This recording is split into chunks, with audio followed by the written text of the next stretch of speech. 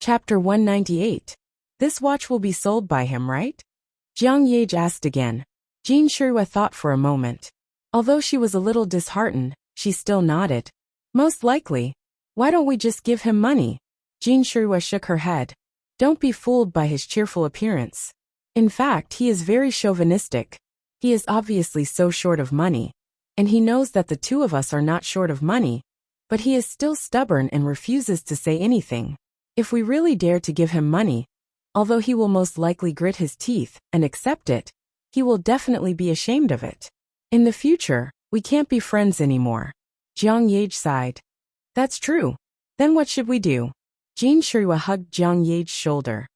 Little girl, your heart is really in turmoil. It's too pitiful. Let me help you think of an idea. Although he is very chauvinistic, he is very particular about the principle of fair exchange. Jiang Yage was at a loss. Sister Shirua, I don't understand what you mean. Jin Shirua explained. You see, when he saved us, when Director Old Ma gave him money to express his gratitude, he didn't even blink and accepted it. Also, that day when Sister Zhou was going to write him a check, his eyes were actually shining, because he felt that this money is our repayment. He should take it, so he doesn't have any psychological barriers. In the future, we will often ask him to take us out to play. Can't we just pay him directly with the accompanying fee? Jiang Yage was immediately overjoyed. That makes sense. Why can those little female stars who just debuted be the companions of other big bosses? Accompanying them to a meal can cost hundreds of thousands of yuan. We can also let Brother Chen Guang be our companion. He can drive and play games. Of course, the accompanying fee can't be low. Chen Guang didn't know how these two women were guessing.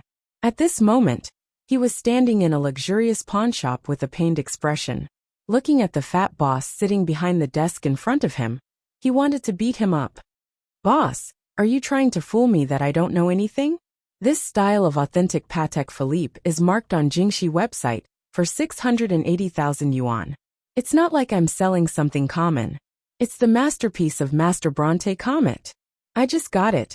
And you're telling me I'll take it for 400,000 yuan? Do you think I'm stupid? Chen Guang couldn't help but feel angry. This pawnshop was too much. Based on his estimation, the actual value of this watch was at least 1 million. If the pawnshop was willing to offer 700,000, he might have agreed. However, the other party's price was too high. The fat shopkeeper shifted his body and took out a magnifying glass to examine the watch. He was delighted to find Bronte Comet's miniature signature on it. But he didn't move.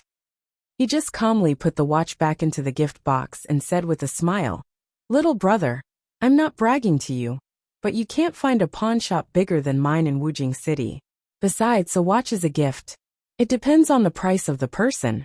Do you think it's valuable? Of course it's valuable. But speaking of his function, he could also check the time on his phone. After all, a gift watch isn't as practical as a car, and it's not easy to change hands. I'm already very generous to offer you 400,000 yuan. Chen Guang grabbed the box back. I'll give it to you, hee. That's too much. I won't sell it to you anymore. After he finished speaking, he turned around and left. The voice of the fat boss came from behind. Little brother, you better remember the house number of my shop. I bet 100,000 yuan that no one in the entire Wujing City will bid higher than me. Besides, although your watch has Bronte Comet's signature on it, who knows if it's his real handwriting? It could be someone else's laser engraving. You don't even have a certificate. How can I trust you? Zhao Yu thought. Even if it's real, gifts are usually half sold. Take care, you'll come back sooner or later. If you're still willing to come tomorrow, I'll give you another 20,000 yuan. 420,000 yuan. I won't give more. The fat boss chuckled as he followed behind Chen Guang, chattering until Chen Guang walked out of the pawnshop. Chen Guang was speechless. He really did not have a certificate. When other people brought things to Jin Shirua, they would not worry about whether it was real or fake. A certificate was too cliché, and Jin Shirua would not care about that. Jin Shirua and Jiang Yage gave the watch to Chen Guang, and did not consider this problem. But when he really wanted to sell it, it would become an excuse for him to be ripped off by others. There was no place for him to reason with. Chen Guang went to a few more pawnshops. The fat boss was right at the beginning. The highest offer was only 400,000 yuan. And the worst ones even offered 200,000 yuan. Seeing that it was almost 8 p.m., Chen Guang sighed. Forget it. I won't sell it today. I'll go back to school. After thinking about it, I really have to go back to the fat boss tomorrow to take the hit. Forget it. With this, I can barely cover the cost of a kidney transplant. I'll leave it at that. I know I'll be at a disadvantage, but I have no choice but to swallow it. It's really annoying. Back in the dormitory, Chen Guang threw the box on the desk and drank a mouthful of water. He was still angry. With just one slash, 600,000 had flown away. F***ck, my heart was bleeding. Just as he was fuming, Lin Jingwei and the other two came back from the outside noisily. Let me tell you, I'm serious about Gaoya. Don't F***king give me a reaction behind my ass. Especially you by Nyangzi. Gaoya is really angry today. Lin Jingwei sounded very angry. Bai Nyangzi apologized carefully. I'm sorry. I didn't do it on purpose. I didn't expect her to be so shy. I just wanted to help you. Xiong'er said. Bai Nyangzi, you need to have half of Brother Guang's foresight. My freshman year was also ruined because of you. Lin Jingwei stomped his foot again. Xiong'er, don't talk about Bai Nyangzi.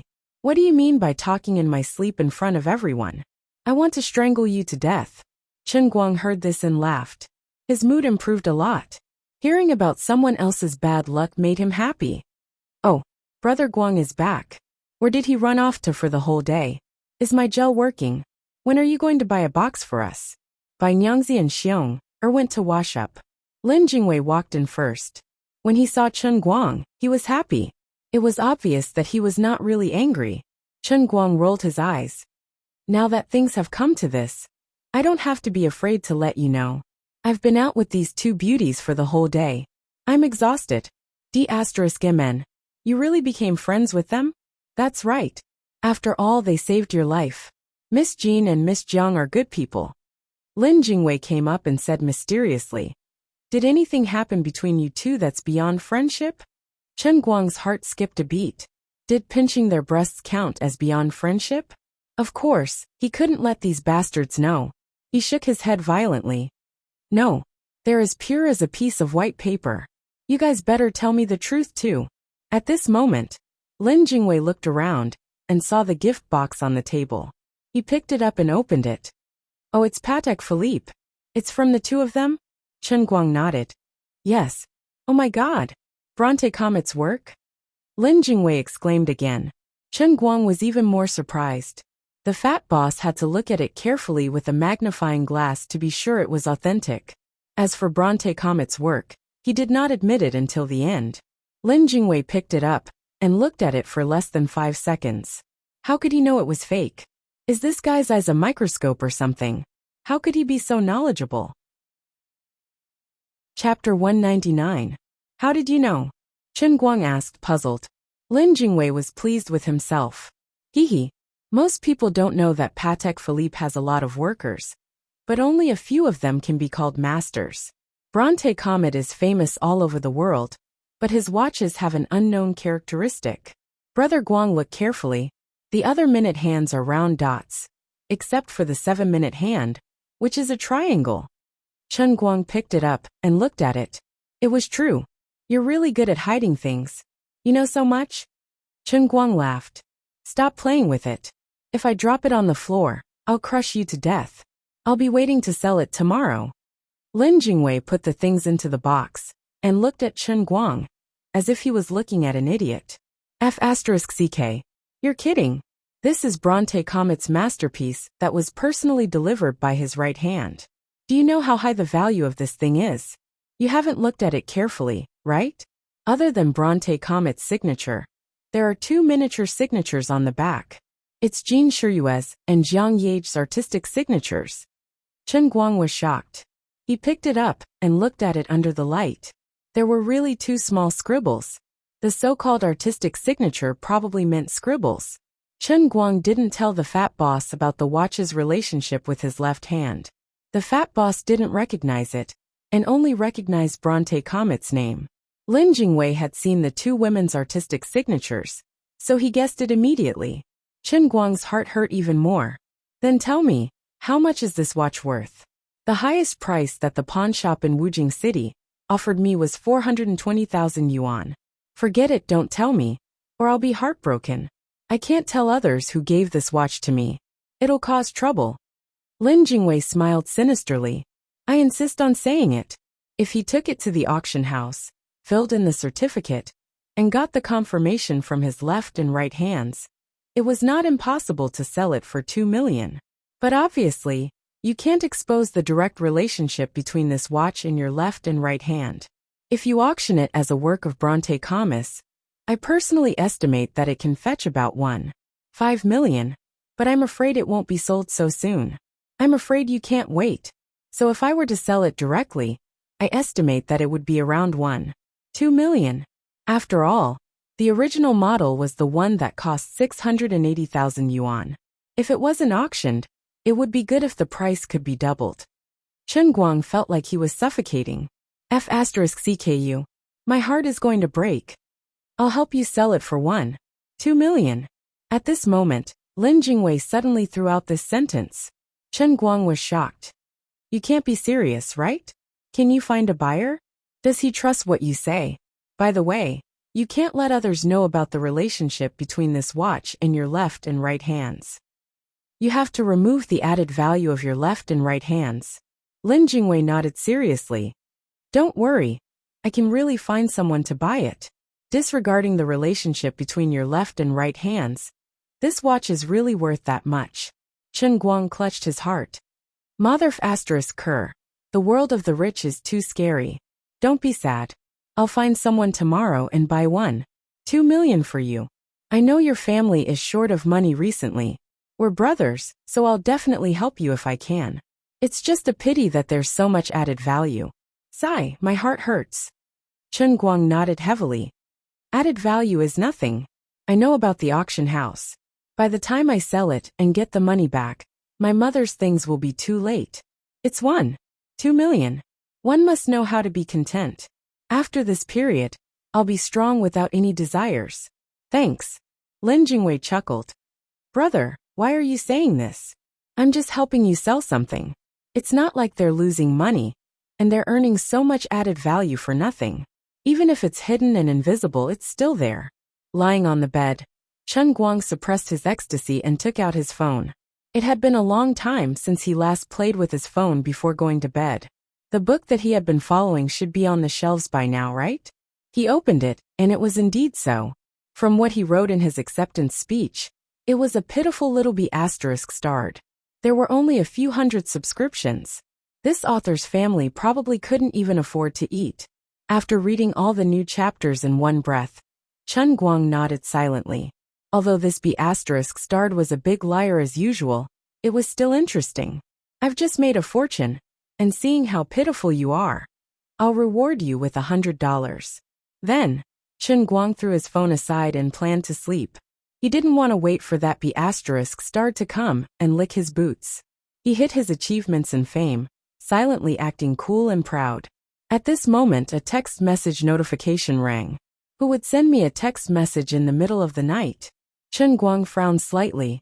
It was probably my forever best friend 10,086 again. Owed money? I'm a noble postpaid customer, alright. How could I owe money? I still have to pay the phone bill in 2 days. Just as he was hesitating to reach for his phone, the second text message notification rang. With my many years of experience, it must be Jiang Yage or Jin Shiyue who sent you a text. You better take a look, Lin Jingwei, who was lying on the opposite bunk playing parkour every day, said. Chen Guang spat. Nonsense. Do you think celebrities are as free as you? He didn't believe it. He picked up his phone and took a look. Lin Jingwei, this B** starred, had guessed correctly. It was indeed a text message from Jin Shiyue. And it wasn't just her. The second message was from Jiang Yage. Is it true? Lin Jingwei's gossipy heart was burning. Chen Guang only snorted. Get lost, you decadent mobile gamer. As he scolded, Chen Guang looked at their text messages. Brother Chen Guang, are you asleep? I'm sorry to disturb your sleep. I've troubled you today, but I'm really having fun. Will you still play with us in the future? This is my WeChat ID. Add me. It was a text message from Jin Shirua. Chen Guang smiled faintly. Jin Shirua was really polite. The second message was from Jiang Yage. What would she say? He had a bad feeling about it. Why don't I just not look at it? In the end, he couldn't control himself. After all, she was the great Jiang Yage. She took the trouble to send him a text message in the middle of the night, and he didn't even look at it. Wasn't that too arrogant? About 5 seconds after opening the text message, Chen Guang regretted it. What did I just see? This woman is crazy. It was a picture of Jiang Yage. It looked like she had taken a selfie in front of the mirror. In the picture, she seemed to have just finished working out. She was wearing a tight black tank top and light blue sports pants. She was smiling brightly. Her face was still red from the strenuous exercise. She made a perfect V sign with her hand in front of the mirror. The picture looked sloppy and ordinary. It was no different from the selfies that other celebrities often posted online. There wasn't any extra benefit. Alright, that wasn't important. What was important was that next to the picture, the woman had used her poor Photoshop skills to Photoshop the following words. The hot celebrity has a good figure.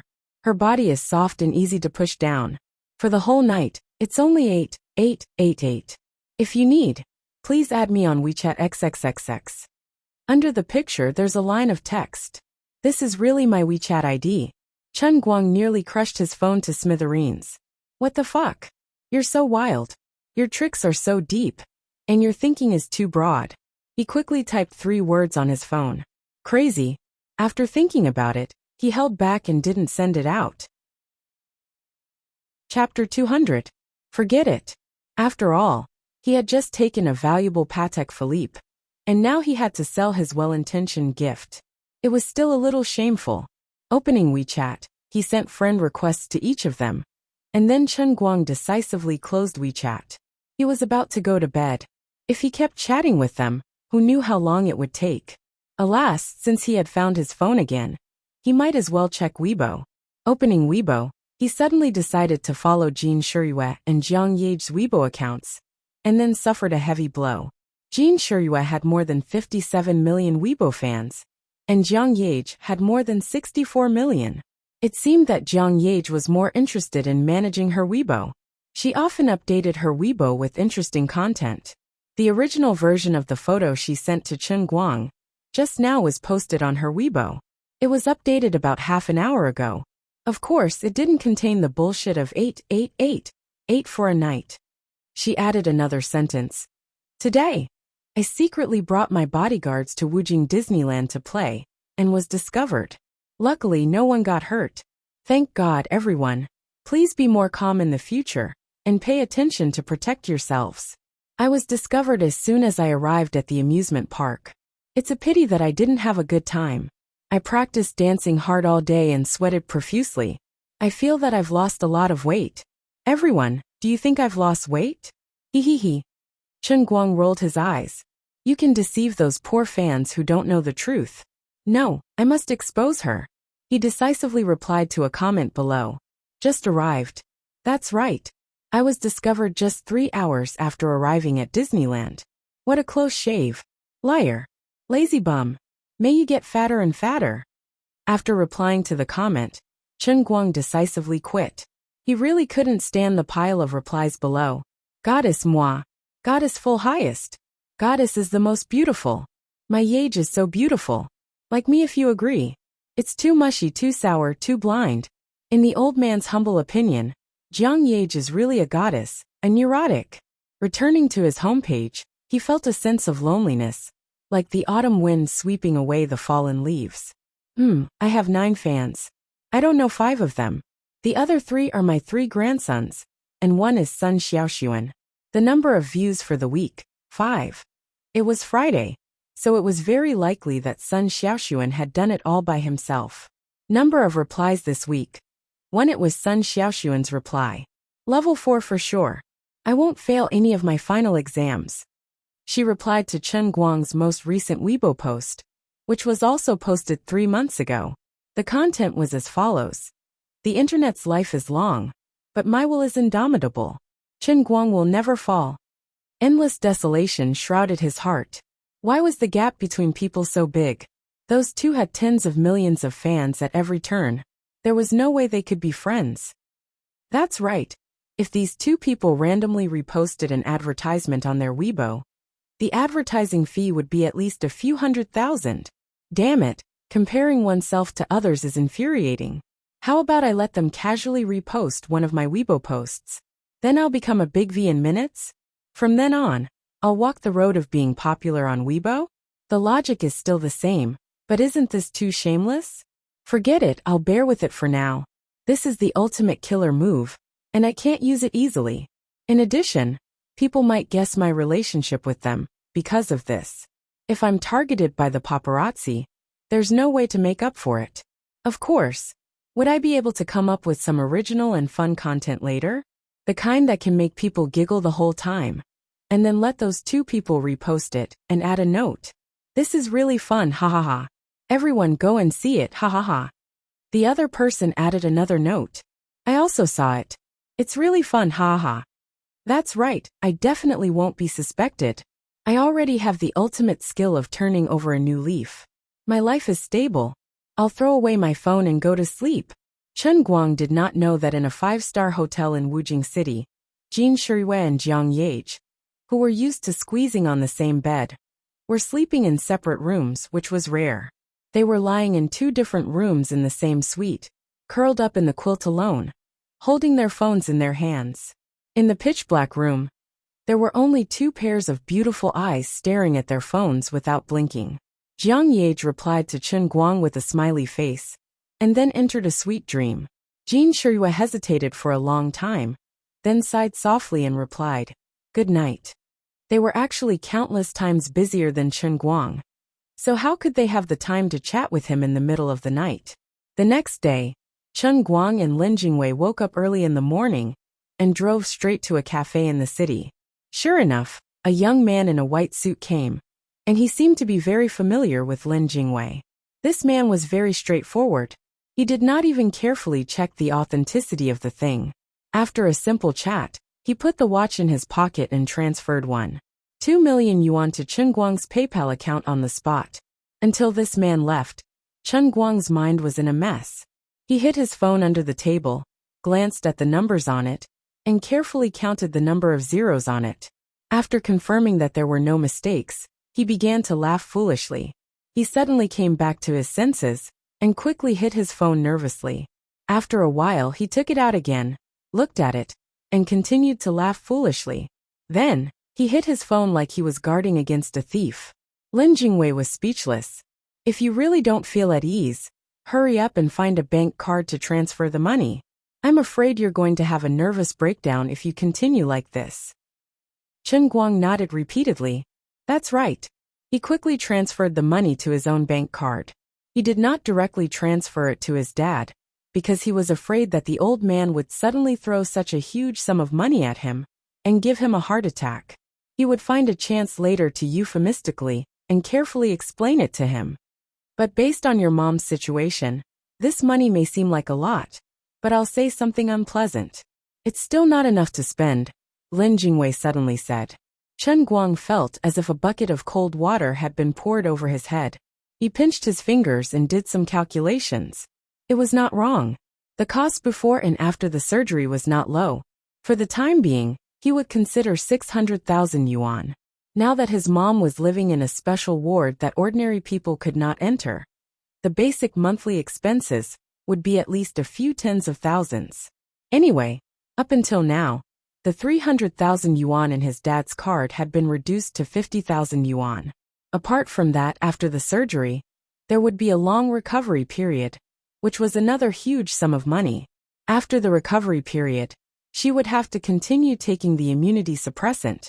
The expenses were like the Yellow River, rolling eastward and unable to stop. Perhaps by this time next year the 1.2 million yuan would basically be nothing more than a drizzle. Brother, you're tired. Lin Jingwei patted his shoulder heavily. Chen Guang picked up the cup in front of him and looked at the heavenly holy grail. He immediately smiled.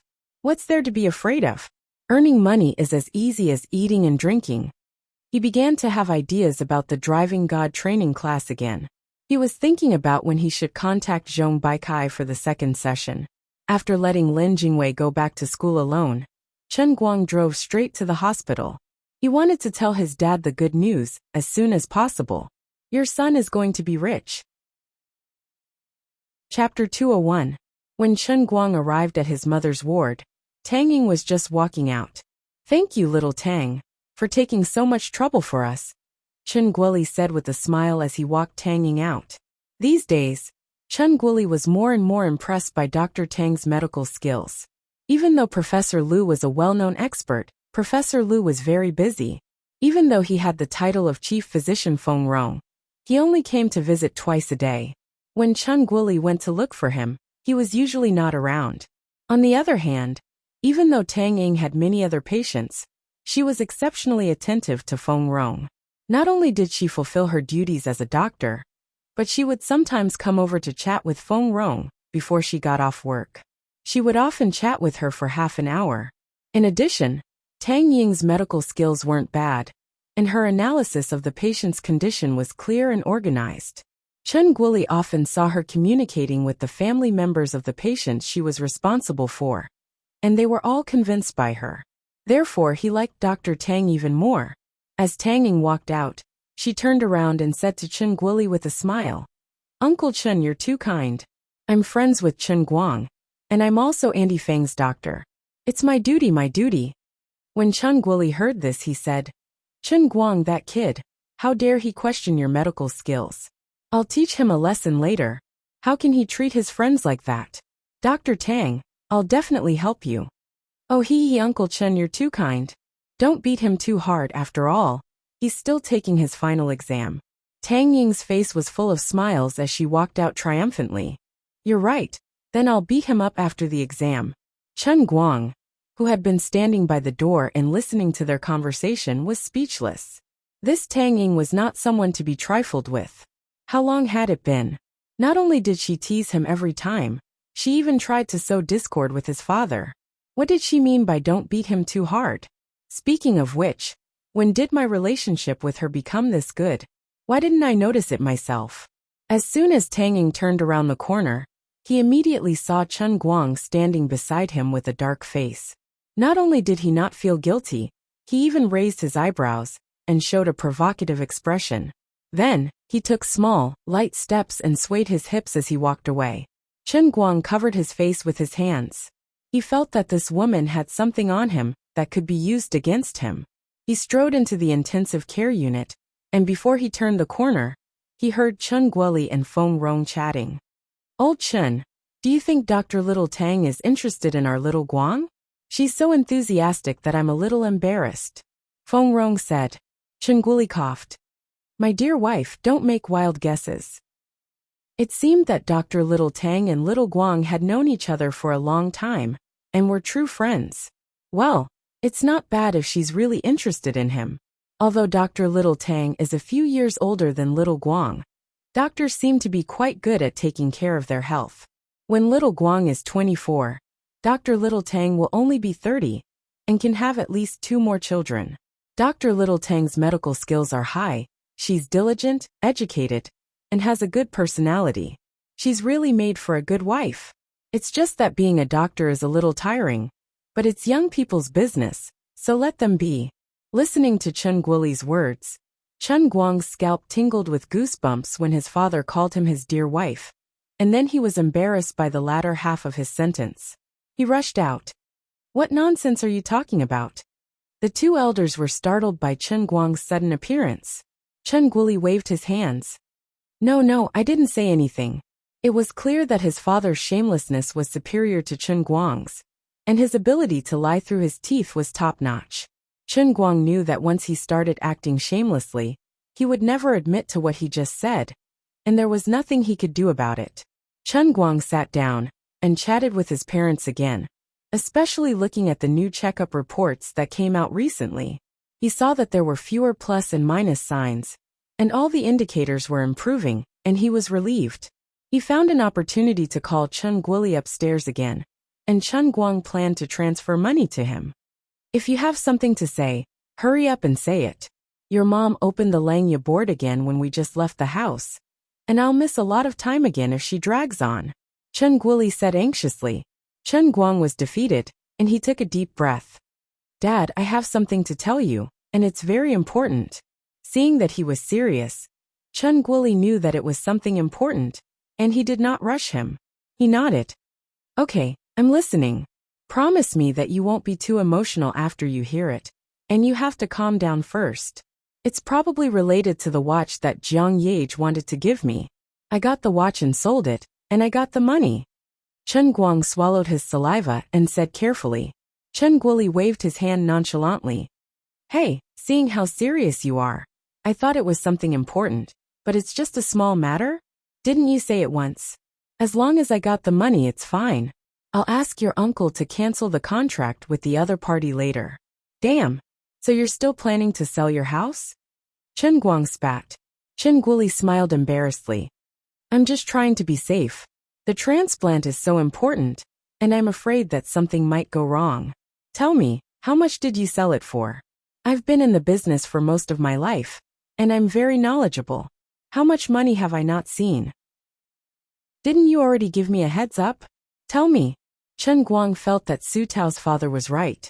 After all, back then, the hot pot restaurant could earn tens of thousands of profit in a month, and it could even reach hundreds of thousands during peak seasons. His father was someone who had seen the world. 1,200,000 yen. Dad! Dad! Wake up, Dad!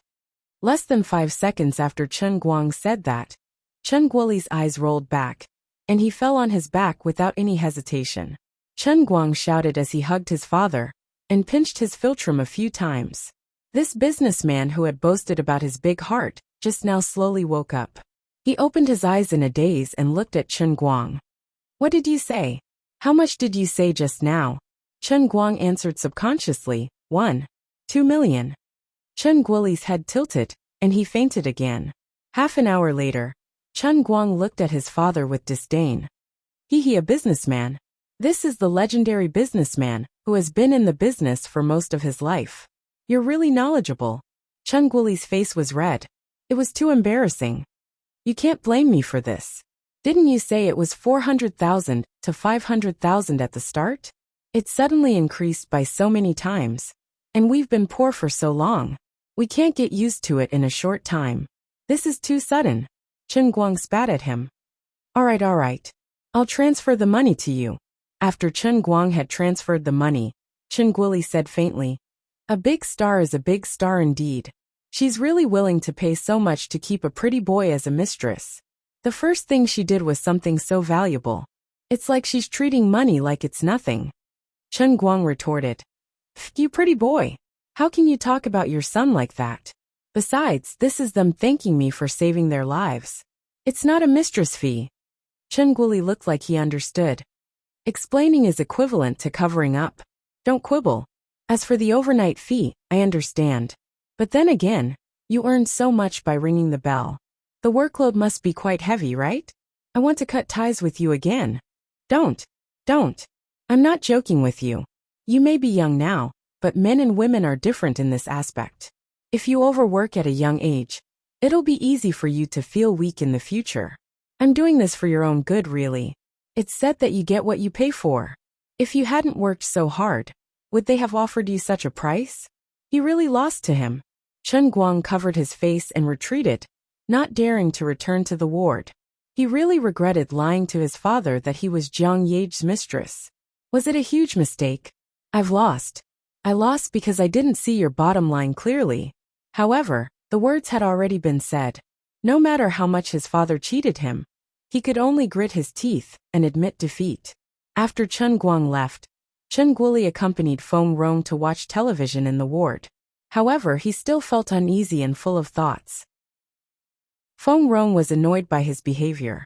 She glared at him and said, Can't you just watch television? Chen Guoli sighed as if he had made up his mind. He stood up abruptly and said, You watch it yourself. I'm going to ask Dr. Tang something. After walking out of the ward, Chen Guoli sighed again and said to himself, This kid doesn't know how to behave. He really thinks I'm joking with him. No, as a father, I have to think about my son's future. His expenses are too high. 2 million yuan for the night. That's too much work. Celebrities nowadays are scary. His body needs to be healed. He really needs to be healed. Otherwise, it'll be a big problem in the future. Then the problem was, how was he going to make it up? He decided to ask Tang Ying about this. It wasn't that he was shameless, but he couldn't ask Professor Liu, who was a respected old man. After thinking about it, since Tang Ying and Chen Guang were friends, and he was half of Chen Guang's elder, and she was also an outstanding doctor, it wasn't inappropriate to ask her. Patients couldn't hide their illness for fear of treatment. This was embarrassing, but if he didn't tell the doctor, he wouldn't die of illness. He was in the hospital, and Dr. Tang was a nice person. If he didn't ask her, he couldn't ask her, right? Of course, he could find a random relative to take the blame. There was no need to let her know that it was Chen Guang who wanted it. Chapter 202. The next day, Chen Guang received a call from his father, asking him to go to the hospital. He had to go no matter what, as if it was something very important. When he asked his father, he only said that his mother's mood suddenly became unstable and wanted him to come over and chat with her. Chen Guang quickly rushed out of the study room and drove straight to the city hospital. Auntie was the most important thing in the world. When he reached the hospital, his mother was fine, but she questioned why he went to the hospital again. Chen Guang angrily pulled Chen Guoli out of the ward. "Dad, what are you doing?" "I'm studying for the exam." Chen Guoli patted his shoulder. "She was a little emotional just now, but she's fine now. She misses you, but she won't let me call you. Now that you're here, she won't admit it. Forget it." "Then I'll go back." Chen Guoli hurriedly grabbed him and pulled out a lunchbox from behind. "Wait, you've been so busy lately. The food at school isn't good. Since I had nothing to do last night, I made you a big soup. Take it home and eat it." Chen Guang always felt that his father's behavior was not right. He had grown up for so many years, but when had he ever made soup for him? "Why are you looking at me like that? Don't tell me that I, your father, would poison you?" Chen Guoli had a guilty conscience in his heart, but he still put on a fierce expression and glared fiercely. Chen Guang quickly took the lunchbox. Okay, go back. I'll take it home and eat it, okay?" Chen Guoli was happy. He turned around and walked 2 steps, then turned back and said, "This is your father's painstaking effort. Don't share it with others. Eat it alone." After that, Chen Guoli closed the ward door and clenched his fist. "Done." "Sneaky." Chen Guang made a face and planned to go back to school. "Isn't this a waste of my time?" Passing by Tang Ying's office, Chen Guang saw her walking out in casual clothes with a big bag on her back. Chen Guang, who was already experienced in this, grinned and greeted her. "Yo, are you coming home from work?" Tang Ying looked up and saw that it was him. She was amused. "What? You want to see me off?" Chen Guang grinned. "If Dr. Tang needs it, I'll do it." Since they were already familiar with each other, Tang Ying did not stand on ceremony with him. As usual, he tossed the big bag on his back. Chen Guang caught it with one hand and passed the lunchbox to Tang Ying with his right hand. "Help me carry this. Your bag sure is heavy." Looking at the lunchbox in Chen Guang's hand, Tang Ying was stunned for a moment before she took it. Chen Guang put his bag on his back. "Give me the lunchbox." Tang Ying had already walked forward. "You're already carrying such a heavy bag for me. How can I let you carry the lunchbox yourself? What's inside? What's delicious? Did your dad ask you to bring it back to school?" Chen Guang curled his lips indifferently. "My dad said he made soup for me yesterday." "What else could it be?" "Oh." Tang Ying didn't say anything else. Yesterday, Chen Guoli came to her shyly and only told her that he had a relative who was in trouble. That relative heard him boasting about how great his medical skills were as a returned doctor. So he begged him to see if he could get a prescription from him no matter what. It didn't matter if it was a traditional Chinese medicine prescription or a diet method, as long as it could nourish yang and nourish the kidney. At that time, Tang Ying thought it was funny. She didn't study traditional Chinese medicine, so she wanted to refuse. However, when she saw Chen Guoli's face turning red with embarrassment, she told Chen Guoli about a diet method that her mother had copied from the internet some time ago, which was said to be very useful. It was probably called rejuvenating soup or something. and she managed to convince him. This rejuvenating soup could be called a traditional Chinese medicine prescription, or a diet method. There were precious Chinese medicinal materials like desert sistanch, cheap medicinal plants like dodder, and high-nutrition food like huai yam. The others were walnut kernels, round-grained rice, and other seasonings. The main ingredients were lean mutton and lamb spine. This kind of prescription might not necessarily be useful, but it was also not accurate to say that it was completely useless. People had different physiques. Some people had tried this kind of diet method, and the effect was incredible, but there were also people who didn't have any effect at all. It just varied from person to person. Tang Ying had told this to Chen Guoli, and then left it at the back of her mind. After all, she was the attending physician of more than 10 patients, and she was busy all day long. She didn't have the time to remember so many things in her mind. Now that she got off work and met Chen Guang on her way home, she could finally relax. Holding the lunchbox in her hand, her mind became active. On the way home, she finally couldn't help raising the lunchbox a little higher without batting an eyelid. She put her nose close to the lid and sniffed hard. She suddenly understood. Then, she looked at the back of Chen Guang in front of her with a strange look in her eyes. Poor parents. Chen Guoli's extremely embarrassed look yesterday came to her mind again. It turned out that the so-called relative he couldn't refuse was Chen Guang. That's right. Perhaps only for his own son would an old man like Chen Guoli not care about his reputation and ask her that kind of question. But Chen Guang was even more pitiful. He was young and should be at the age where he was full of vigor and vitality. How could he have a problem in this aspect? Then, she thought of Chen Guang's words and actions when she was sent home for the first time. Combined with today's lunchbox that was filled with the smell of sheep's blood, Tang Ying understood everything. No wonder he could be so calm and composed when he was drunk. Admittedly, his personal character was very noble, but there must be a reason in this aspect. He was just a young and inexperienced student. I was completely drunk and unconscious, but he didn't take advantage of me at all. When I woke up, his attitude towards me was so bad. I thought I became ugly after coming back to China, but it turned out that he had a problem first. Pitiful, sad, lamentable. Chen Guang walked in front. Suddenly, he felt a strong itch on his back. He turned around and saw Tang Ying looking at him with a strange expression. Her eyes were unfocused, as if she was daydreaming. What's wrong with you? You should rest your brain for a bit after work. Don't think about work for now. Tang Ying snapped back to reality and forced a smile. When she looked at Chen Guang's bright smile, she felt a pain in her heart. Sigh, what a pitiful boy. What a tough life. You are strong. Your mother is sick, and you have a problem with your body. But you still smile at life and shoulder the burden of the family. No matter how hard and tired you are, I never see you show the slightest bit of sadness. But you always care about others and hide your own pain in your heart. You are my friend. You saved me from the hands of 2 hooligans. I owe you a great favor. Although I treated your mother, it was my duty. I am both a doctor and your friend. Since I know you have this problem, I can't ignore it. I can't let you go on like this. I have to help you. Otherwise, my conscience won't be at peace. Chapter 203. Tang Ying thought to herself, if it's a middle-aged or elderly person, diet therapy or Chinese medicine may be effective. But for a young man like Chen Guang, who's only in his 20s, to fail, there must be a serious problem with his physiological function or one of his organs. Indeed, I can only use Western medicine to solve this problem. When we arrive at Guanghua Street, I'll let him come to my house and have an open talk with him.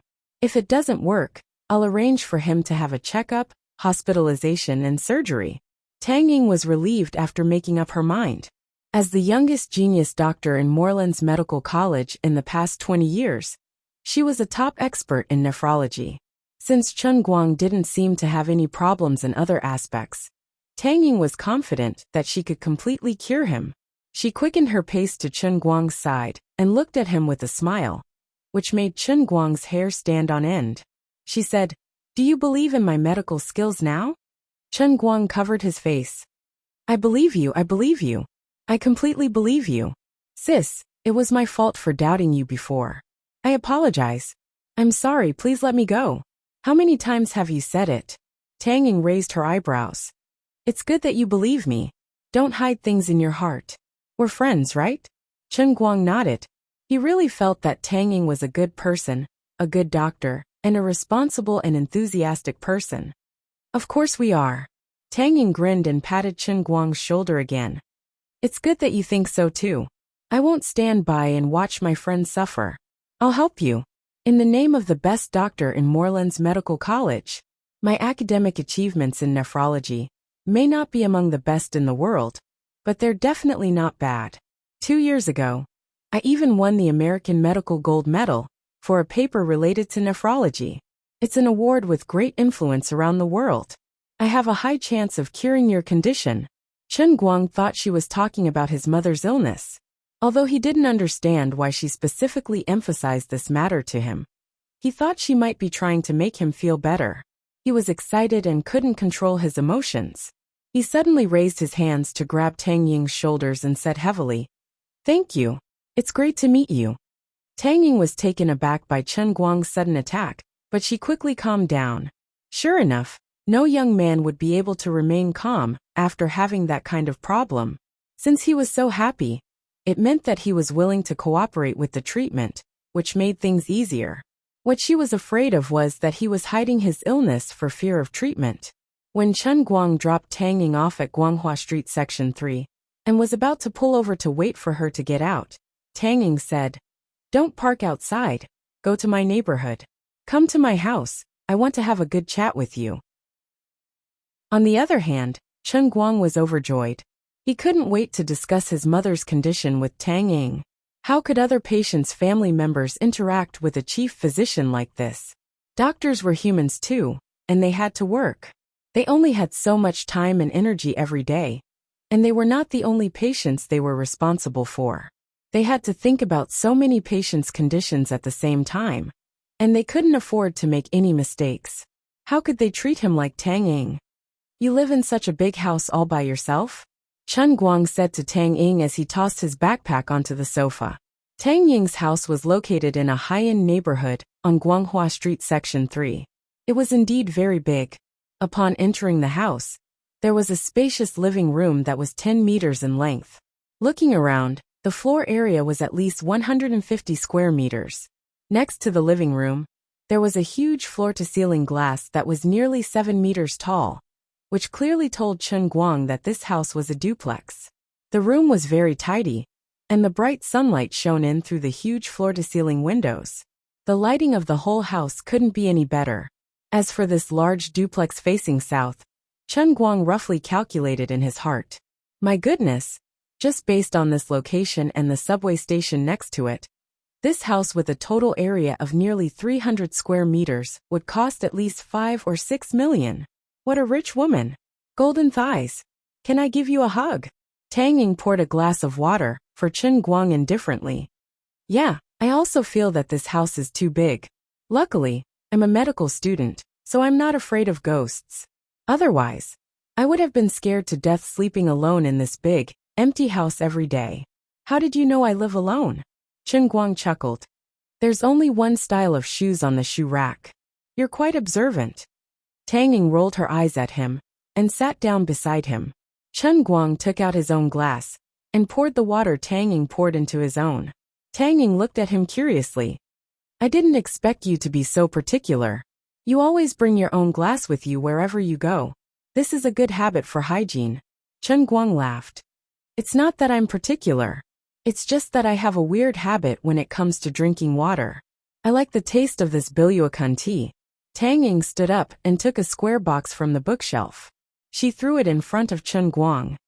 I didn't expect you to like tea at such a young age.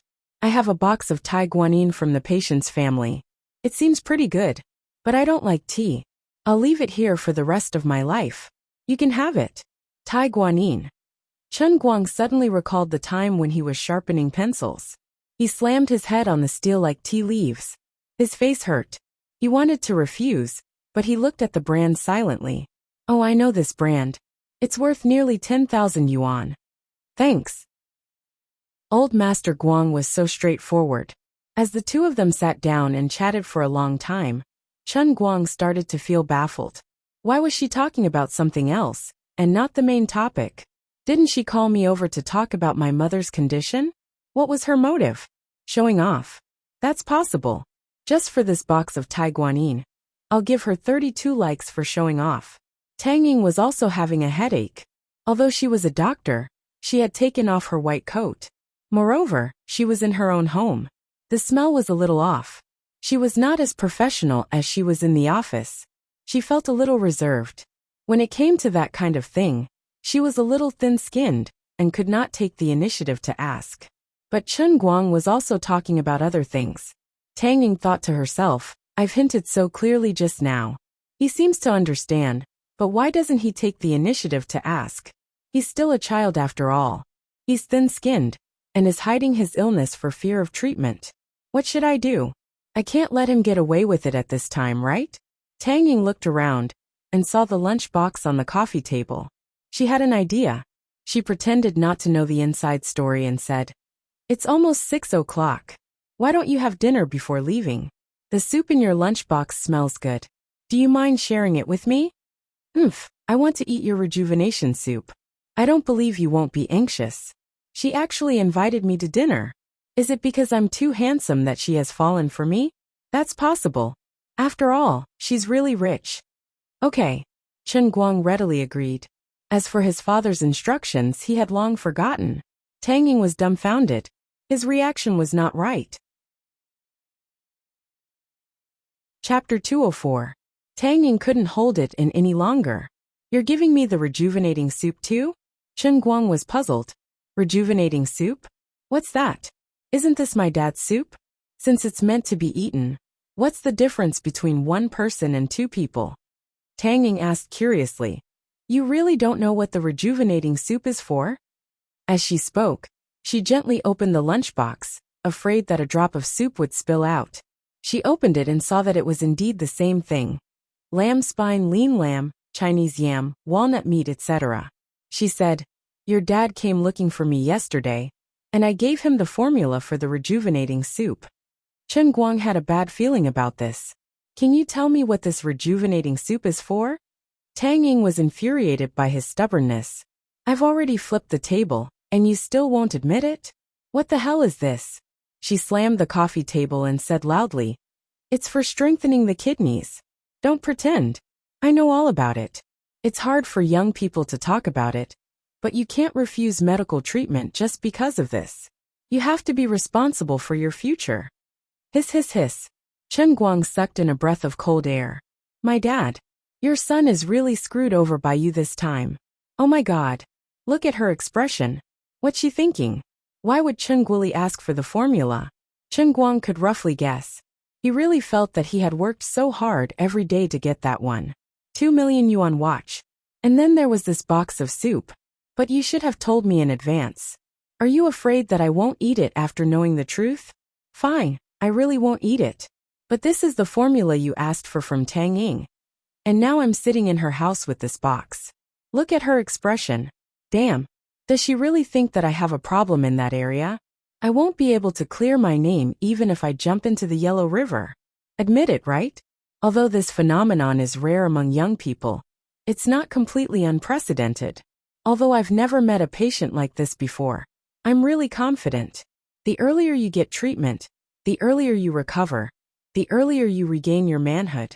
Why are you hiding your illness for fear of treatment? Do you really want to be useless for the rest of your life? As Tang Ying spoke, she inched her face closer and closer. She wanted to use this kind of domineering attitude to break through the fragile defenses of the patient. Chen Guang. Chen Guang took a few steps back. I really don't know how to explain this. Could I tell her that I told Dad that I was Jiang Ye's sugar baby, and that Dad was afraid that I would be overworked, so he asked for the prescription? Can I even say that out loud? What else could he say? My heart felt stifled. With my life experience, I really didn't know how to explain why a father would prepare a box of recovery soup for his 20-something-year-old son. Help me, the god of adaptability. Chen Guang's prayer was useless. Tang Ying saw that she had subdued him, so she didn't force him anymore. Instead, she took a few steps back. Alright, stop stuttering. Since you're a patient, you should explain your condition properly. Chen Guang clutched his head. What are you thinking? It's really not like that. Tang Ying rolled her eyes at him and stood up abruptly. She stood in front of him. Lift your head. Open your eyes wide. Look at me. Chen Guang followed her instructions and lifted his head to look at her. I'm a doctor. I'm not trying to brag, but I'm definitely the most talented doctor you know. From now on, don't treat me as Tang Ying. Don't treat me as your friend. I'm your Dr. Tang. Do you hear me? Tang Ying placed her hands on her hips and said domineeringly. She looked like she was going to eat him up. Otherwise, I'll just bluff my way through and let her think whatever she wants. Otherwise, I won't be able to come here today. He nodded his head with difficulty. Alright, Dr. Tang. Tang Ying laughed. As she spoke, her eyes drifted to Chen Guang's crotch. That's right. Tell me, roughly how old were you when you couldn't get a hard-on? This is the 7th floor.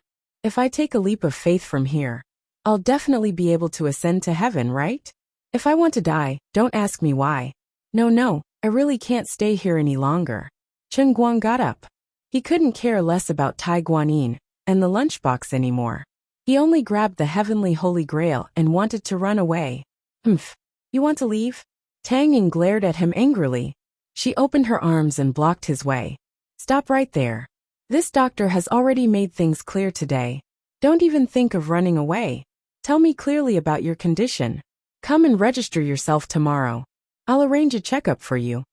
Big sis, please let me go. I really can't explain it clearly, but it's really not what you think. I can do it. Chen Guang looked like he was about to cry. He really couldn't explain it clearly. Tang Ying pushed him hard, causing him to fall back onto the sofa. She pounced on him. You're still so stubborn. I'll make you reveal your true colors today. I'm a doctor. You're a patient. How dare you hide your illness in front of me? Before she finished her sentence, Tang Ying had already made up her mind. In order to make Chen Guang reveal his true colors, she finally used her ultimate move, Flying Dragon Cloud Palm. She pinched him through his pants. Chen Guang was completely dumbfounded. Why are you so tough? How could he understand that Tang Ying, as a doctor, treated him as a friend? She also felt that she owed him a big favor, and was worried about him. She also felt that doctors shouldn't care about their patients, and she was anxious and impatient. That was why she finally came up with this plan. Tang Ying saw that he finally stopped struggling. Although she was also extremely embarrassed, she clenched her teeth and pressed her body forward. With Chen Guang on the bottom and her body on top, she exerted more force on her fingers. This guy's bad thing, although he had that kind of problem, seemed to be much bigger than the autopsies she had seen in school. At this moment, this thought popped into Tang Ying's mind. Completely dumbfounded, Chen Guang didn't know how to describe his current state. All he knew was that he was being pinned down by Tang Ying. Although she did not completely press her body down, her awkward position caused her to completely crawl in front of him. She forced herself to raise her head to look, but her shameless gaze was fiercely drilling into her collar in front of her. The two of them were so close. Her crawling position caused her collar to be completely open. His gaze penetrated straight into her black lace bra, sensing her heavy breathing just inches away from him. Old Master Guang's willpower completely crumbled as Tang Ying tightened her grip. Duang.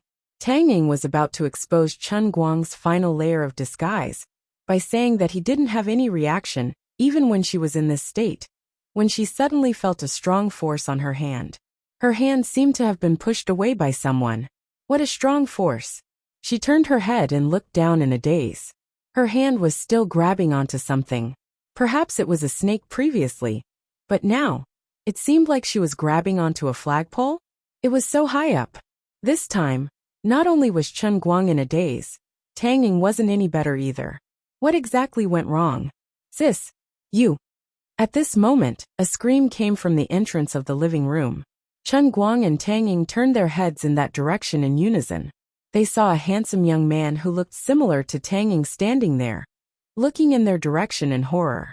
It was as if he had seen the end of the world. Little Kai, things aren't what you think. This time, it was Tang Ying's turn to say the same thing. The sad thing was, even though her brain had completely gone off the rails, she still forgot to let go of her hand, making her quibble seem so unconvincing. Chapter 205. 5 minutes later, Tang Xiaokai barely managed to control his overly shocked emotions. This was too scary. His sister actually had a man. His sister, who only knew how to dissect a living person and tear a lab rat with her bare hands, actually had a man. What's more, he's doing such an improper thing in the living room in broad daylight. Tang Ying explained to him for a full 5 minutes, but Tang Xiaokai couldn't believe her excuses no matter what. Hehe, you're patient? Hehe, you want to treat him? He refused to admit it. So you resorted to such a method? Trying to force him to show his true colors? Do you think your little brother is only 3 years old? Your little brother is already 24 years old. Your little brother is no longer a naive little brother who doesn't know anything, all right? Although I definitely don't dare to let you know about this. Don't treat me like a child. Chen Guang, hurry up and help me explain. Tang Ying saw that she couldn't get through to him and felt a headache coming on. If she had seen this happen to someone else, she wouldn't have believed it herself. Up until now, Chen Guang had just retreated from the tent. No matter what she said, it wasn't convincing at all. Chen Guang's face was red as he stood in front of Tang Ying and Tang Xiaokai. He thought to himself, I'm also very hurt. I don't even know what happened, and you've already molested me like this. How do you want me to explain? Lord Guang, who had always prided himself on being experienced, asked guiltily. Tang Ying snorted. This is my biological little brother. Tell him that what he saw just now was me examining you. And I want to prove that you're a patient. Hehe. This woman wants me to admit that I'm useless and our friendship is over. Do you believe me? My dragon raising its head is so mighty and domineering. Do you think he's blind? Let's go. This time, Chen Guang remembered to pick up Tai Guanyin and wanted to leave. Unexpectedly, it was 2 people who stopped him this time. Tang Ying's face was red. She also felt that things were too deceptive, too strange, and her mind was still dizzy. Perhaps I made a mistake. Although he had problems in that area, he could still rise, but the time would be very short. That's right. That must be it. I got the wrong direction. Forget it. My brother is here today, so I can't talk about this anymore. I'll ask him in private next time. Tang Xiaokai, on the other hand, was sizing up his sister's man from head to toe, trying to figure out his identity.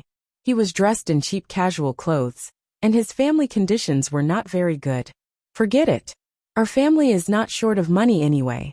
If we have to find someone of the same age who is richer than our family to marry, based on her arrogance and her dislike of those rich young masters, she might be single for the rest of her life. But then again, isn't this Chen Guang a little too young? She looks a little younger than me. Although I'm almost as handsome and tall as you, how can you be younger than me? Of course. What this young master is most unhappy about is that my older sister actually got together with you without saying a word. As his younger brother, I'm not convinced. I don't recognize you now. I'm going to check for my sister. Bro, I've been here for so long that I forgot to introduce myself to you. Hello, I'm Tang Xiaokai, Tang Ying's younger brother, younger than my sister by 2 years. You're Chen Guang, right? Why don't you introduce yourself? Tang Xiaokai made up his mind, grinned, and took the initiative to shake hands with Chen Guang. Tang Ying, on the other hand, felt strange. This troublesome brother of his doesn't seem to be pestering about that matter anymore. On the other side, Chen Guang finally let out a sigh of relief. He wasn't afraid of the heavens or the earth, but he was afraid that Tang Xiaokai would pester him about that matter. After all, he was Tang Ying's younger brother, Tang Ying's family. So how could he explain this kind of thing? Slightly relieved, he extended his hand and shook hands with Tang Xiaokai. Hello, I'm Chen Guang, a family member of Tang Ying's patient. Also a friend. Tang Xiaokai smacked his lips. Friend, not a bad friend. Pa. Tang Ying slapped Tang Xiaokai's face hard. Kid, I'm warning you, don't talk about my sister's matters again. Even if you tell Dad about this, I'll beat you to death. You've become a boss, haven't you? You think I won't dare to beat you up? I'll fight you to the death. Tang Xiaokai hugged his head and shrunk to the side, feeling the pain from Tang Ying's slap. Seeing that he had finally angered Tang Ying, he was scared and immediately became quiet. Sis, I was wrong, sis. I won't talk about it anymore. I won't talk about it anymore. Tang Ying's slap made Tang Xiaokai recall the countless painful experiences he had since he was young. Cold sweat broke out on his back, thinking, sis, you can be fierce to me. I can't afford to mess with you. But can't I mess with little brother Chen Guang? Humph. You hit me. I'll take care of your man. The three of them argued for a while, and under Tang Xiaokai's suggestion, they decided to go out for dinner. On the way downstairs, they continued to ramble. Gradually, Chen Guang learned about Tang Xiaokai's background. This brother was 24 years old this year. Like Tang Ying, he spent most of his time living across the sea in the United States. However, Tang Ying chose to return to China to practice medicine, while he stayed in the United States to study at Harvard Business School and continue his father's business. Tang Ying was indeed a genius in the medical field, but this kid wasn't any worse than his sister. At such a young age, he was already in charge of several large companies, and even held a controlling stake in many of them. This kind of person was born with a silver spoon in his mouth. Coupled with his talent, he left Chen Guang behind at the starting line of life, by about 10 Wall Street. This time, he was also on vacation in China. He wanted to give Tang Ying a surprise, so he came without telling her in advance. He also had the key to the house, so he opened the door directly. He didn't expect to run into the two of them. As they chatted, Tang Xiaokai gradually added various English words into his Chinese, and in the end it was all in English. Tang Ying spoke English fluently abroad, so she didn't notice the change. She habitually spoke English with Tang Xiaokai. Chen Guang heard something unexpected. Some users said that the Puss Corporation, which Tang Xiaokai controlled, had developed a special medicine for kidney failure. The effect on Asian people would weaken as the dosage of the medicine accumulated. He hoped that Tang Ying could give him a reference and make appropriate improvements to the special medicine for Asian people. Oh my God, this bastard is a major shareholder of the Puss Corporation. Tang Ying also participated in the development of the special medicine? Damn it! The old man's family contributed at least 200,000 yuan to your medical expenses. Evil capitalists, they are actually right next to me. I really want to strangle these two people to death. Walking to the parking lot, Tang Xiaokai finally spoke Chinese again. Why don't you take my car? I just borrowed a car from my buddy. He pointed to a Maserati CEO in the middle of the parking lot. Chen Guang shook his head. He planned to drive back to school after dinner. He didn't want to waste time. You guys take that car. I'll drive my own. Brother Chen Guang, what car do you want? Tang Xiaokai's eyes lit up. This cheap brother-in-law was so calm when he saw the Maserati CEO, and said he wanted to drive his own car. Could it be that he was actually a relatively thrifty young master? That's not bad. This kind of person is suitable to live with my sister. Chen Guang pointed to his small broken Rena on the other side. Mine Rena. Tang Xiaokai. Then something that made Tang Xiaokai even more depressed happened. Tang Ying said, you drive your Maserati. I'll take Chen Guang's car. Oh my God. Sister. You want to live a poor life with your brother-in-law. Chapter 206. Tang Xiaokai reached out to pull Tang Ying. Sis, how can you even sit in this crappy car? At that moment, Chen Guang was enraged. Isn't this face slapping a little too fierce? You're going to start a fight at the slightest disagreement.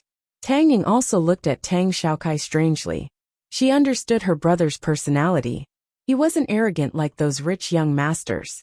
On the contrary, he knew how to deal with people. Otherwise, he wouldn't have been pushed to the position of the person in charge of so many companies at such a young age. What's wrong with him today? Does he really think that Chen Guang is my boyfriend? Alright, with the situation at that time, it was basically like yellow mud falling into the crotch of one's pants. Even if it wasn't that, it would still be that. But even if that's what you think, isn't your attitude a little too harsh? Fortunately, there's nothing between me and Chen Guang. If there really is that relationship, wouldn't I be pissed to death? Did you take the wrong medicine today or something? So what if I like to sit in crappy cars? Drive your Maserati and talk too much. Be careful, or I'll tear your mouth off. Tang Ying pushed Tang Xiaokai's hand away, turned around, and pulled Chen Guang towards Rina. Tang Xiaokai was taken aback by Tang Ying's reaction. It took him quite a while to come back to his senses, before he crawled back into his car. How dare you say you're not my brother-in-law? You almost fell out with me because of him. Fine, you've already fallen out with me. Tang Xiaokai felt very wronged in his heart. I'm your biological brother. Even though you've always been fierce to me since we were young, it's mostly just a joke. I just want to help you this time. Is there a need for you to be like this? Tang Xiaokai angrily crawled into his car and took a few deep breaths. He already had an idea. He took out his phone, told Tang Ying where they were going to eat, and drove off. Sitting in Chen Guang's car, Tang Ying hesitated for a moment, then said to Chen Guang, "Don't get mad at my brother, he wasn't like this before. I don't know what's wrong with him recently, but he dares to give me looks the moment he's back in China. I'll get him to draw his blood later to see if he's too angry." Chen Guang just chuckled. To be honest, when Tang Xiaokai said that he was riding in a crappy car, he wasn't really hurt. What really made him feel stifled was when Tang Xiaokai said, "So what if I like to ride in a crappy car? You're the one with the god-tier last hit." Tang Xiaokai led the way, and it didn't take long for the 3 people and 2 cars to return to the city. When they arrived at the parking lot, the combination of the 2 cars was indeed fresh. The one leading the way was a Maserati, and the one following behind was a Hyundai Rena. When they entered the parking lot one after the other, the woman guarding the entrance felt that it was both fresh and strange. The 3 of them got out of the car, but Tang Xiaokai didn't rush to the restaurant. Instead, he looked around for a while, and suddenly said, "There's a business office over there that's not closed yet. I've just returned to China, and I forgot to charge my phone. Come with me to charge my phone." Tang Ying and Chen Guang didn't suspect anything. Chen Guang also thought that although he was a postpaid customer, it was about time to pay his phone. Since it was the right time, he might as well pay together. When the 3 of them arrived at the business office, the people there were about to close the door and get off work. "Please wait a moment, I need to pay my phone," Tang Xiaokai said loudly. The girl in the business office, who was about to lock the door, raised her head and glanced at Tang Xiaokai. Although she felt that this young man was quite handsome, he was still more charming when he was off work. She could only wave her hand apologetically. "Sorry, we're off work. Please use your phone to charge your phone." Tang Xiaokai smiled and gently flipped the tip of his hair. A black bank card popped out between his fingers. "I want to charge my phone for 20,000 yuan. Can I? I can almost buy a second-hand domestic car with that amount." Tang Ying instantly understood what Tang Xiaokai wanted to do. She scolded him for being childish in her heart, and turned to look at Chen Guang, afraid that he would be angry. Tang Ying thought that Chen Guang was a magnanimous person after all. He wouldn't be so petty, right? She turned her head. "Huh. Where's Chen Guang? You're already more than 10 meters away in the blink of an eye." Chen Guang gritted his teeth in anger. "Mother ****. I can forgive you for complaining about my car just now, but I'll tolerate it since you're Tang Ying's younger brother. Mother ****, you still haven't played enough, have you? You can charge 20,000 yuan just for charging your phone, right? You're rich, you're powerful. I'm not going to serve you anymore. Goodbye. Let me tell you, if it weren't for Tang Ying, I wouldn't care if you're Tang Xiaokai or Tang Dakai. I'd beat you up until your face is covered in peach blossoms." "Chen Guang, wait." Tang Ying hurriedly caught up to him and pulled him back. "Don't go. It's Xiaokai's fault. I'll teach him a lesson. Don't go. Give me some face." Chen Guang tried to struggle a little, but her grip was too tight. He couldn't break free. He tried to use force, but he was afraid that he'd hurt her. All right. The old man was a magnanimous adult and wouldn't argue with a child. Chen Guang had forgotten that Tang Xiaokai was actually older than him by 3 to 4 years. "Xiaokai, I'm warning you for the last time. If you continue to have this attitude, then don't come here anymore. Go back to mom and dad. I've already told you that Chen Guang and I are good friends, not boyfriend and girlfriend. You're making it difficult for me to deal with you like this." "Believe it or not, I'll say it here. Tang Ying pulled Chen Guang to stand in front of Tang Xiaokai. Tang Xiaokai was about to enter the password on the POS machine when he heard Tang Ying's words. He seemed to be really angry, so he hurriedly raised his head and smiled apologetically at her. Sis, I was wrong. I was really wrong. Really? Tang Ying nodded heavily. Really? Tang Xiaokai's expression immediately changed. He turned to look at Chen Guang and bowed to him. Bro Chen Guang, it's my fault. I really thought you were my brother-in-law. I've never seen my sister in a relationship before, so I was worried that you might not really like her. That's why my reaction was a little overboard. I was actually trying to test my future brother-in-law on purpose, to help my sister check on him. I just thought that even if we had a conflict because of this, if my sister really liked you, then we would become a family sooner or later. My attitude just now wasn't really directed at you, but at my future family. I'm deeply sorry for the trouble I caused you. Tang Xiaokai bowed again after he finished speaking.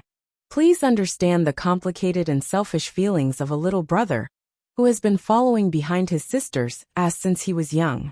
On the other hand, Chen Guang was stunned by Su Tao's words. His apology was sincere, and his reason was very convincing. It was indeed hard to get angry at him. Forget it. I'll just give him a way out since Tang Ying has been running errands for my parents these past few days. Well, alright, I accept your apology, but I'm still Sister Tang Ying's friend. You really pissed me off just now. So if you really want me to forgive you, help me top up my phone bill too. I'm a postpaid user, so just top up my phone bill for the first 2 months will be enough.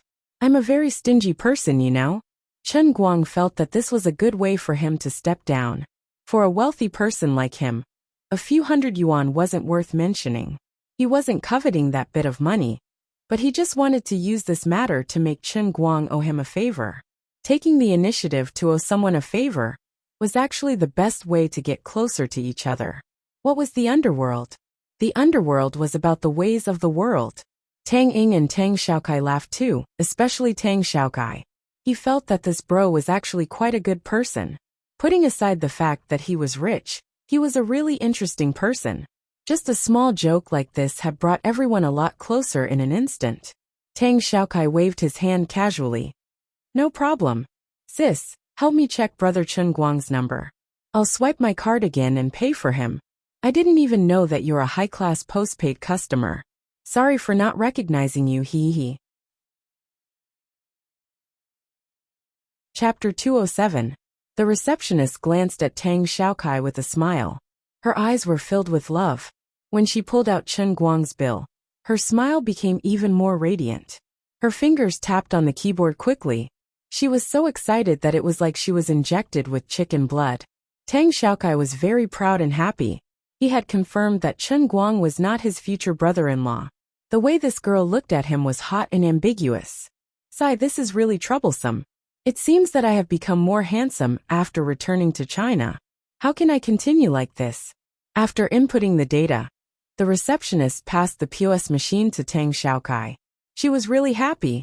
How lucky was she today? She only watched half of the TV series when she got off work. She couldn't bear to leave, so she forced herself to stay for half an hour. Who would have thought that she would get such a huge sum of money? Oh my god. One was paid 20,000 yuan. And the other was paid 60,000 yuan. It added up to 80,000 yuan. I won't have to worry about my performance for the next month. The world of the rich is really scary. This guy next to me made 60,000 yuan in 2 months. How did he do it? While the receptionist was looking at Chen Guang with admiration, Tang Xiaokai had already inputted the password with a smile and put the card back into his pocket. The black gold card was specially used to show off. The more you use it, the better it is. As for the amount on the POS machine, don't joke around. A real tycoon never looks down at the numbers. Let's go. I heard that Beckham's Bistro has a new chef. He used to be Bei Shuai's family chef. He's pretty good. I'll invite you two to have a taste.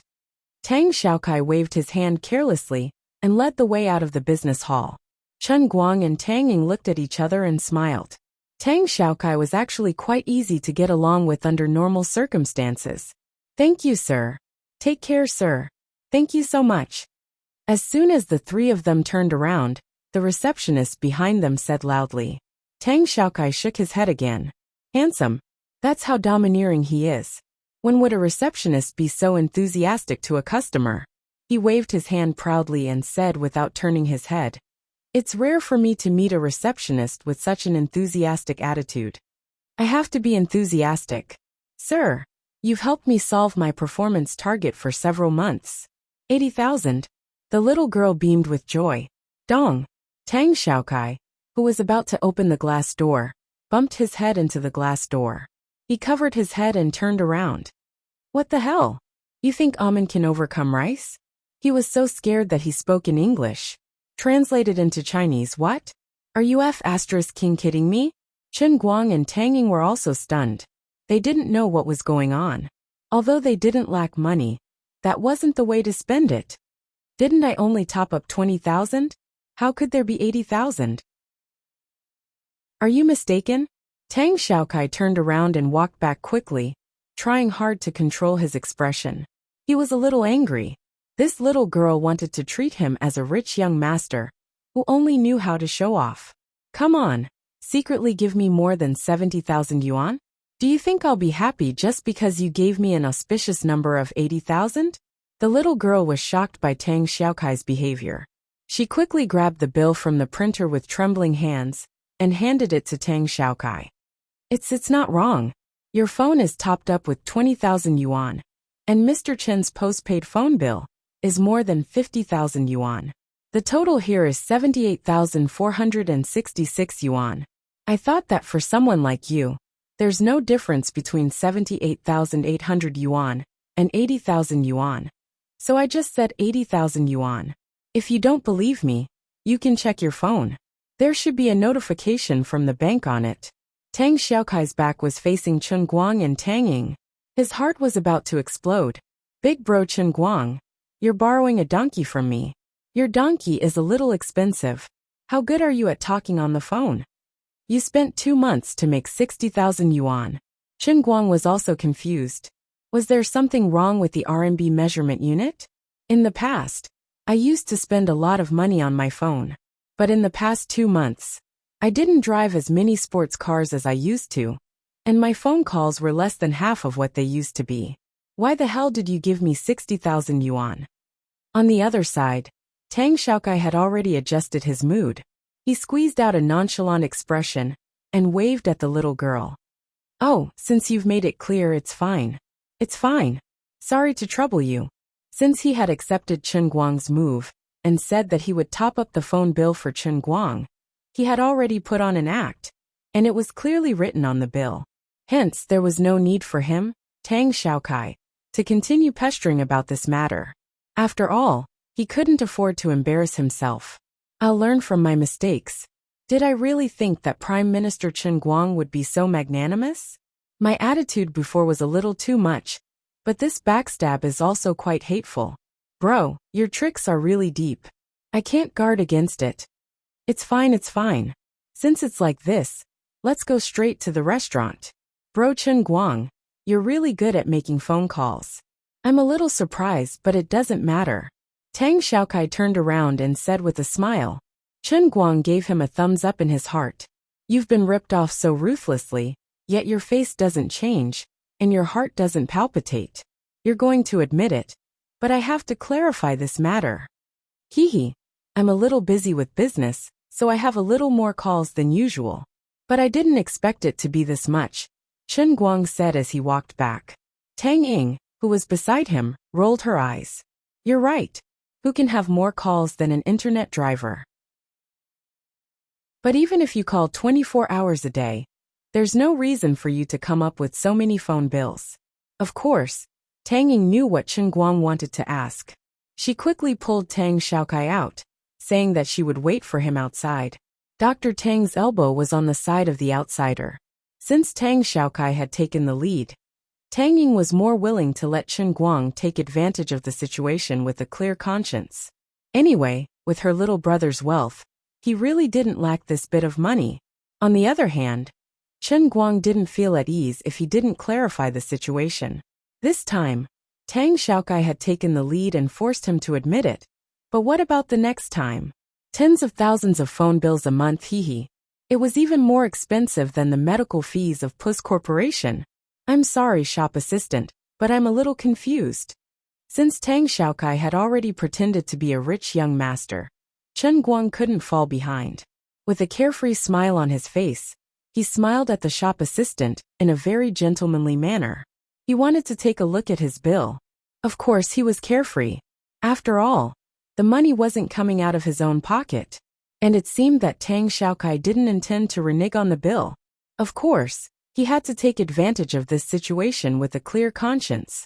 It was fine if it was a little less, but it was 60,000 yuan.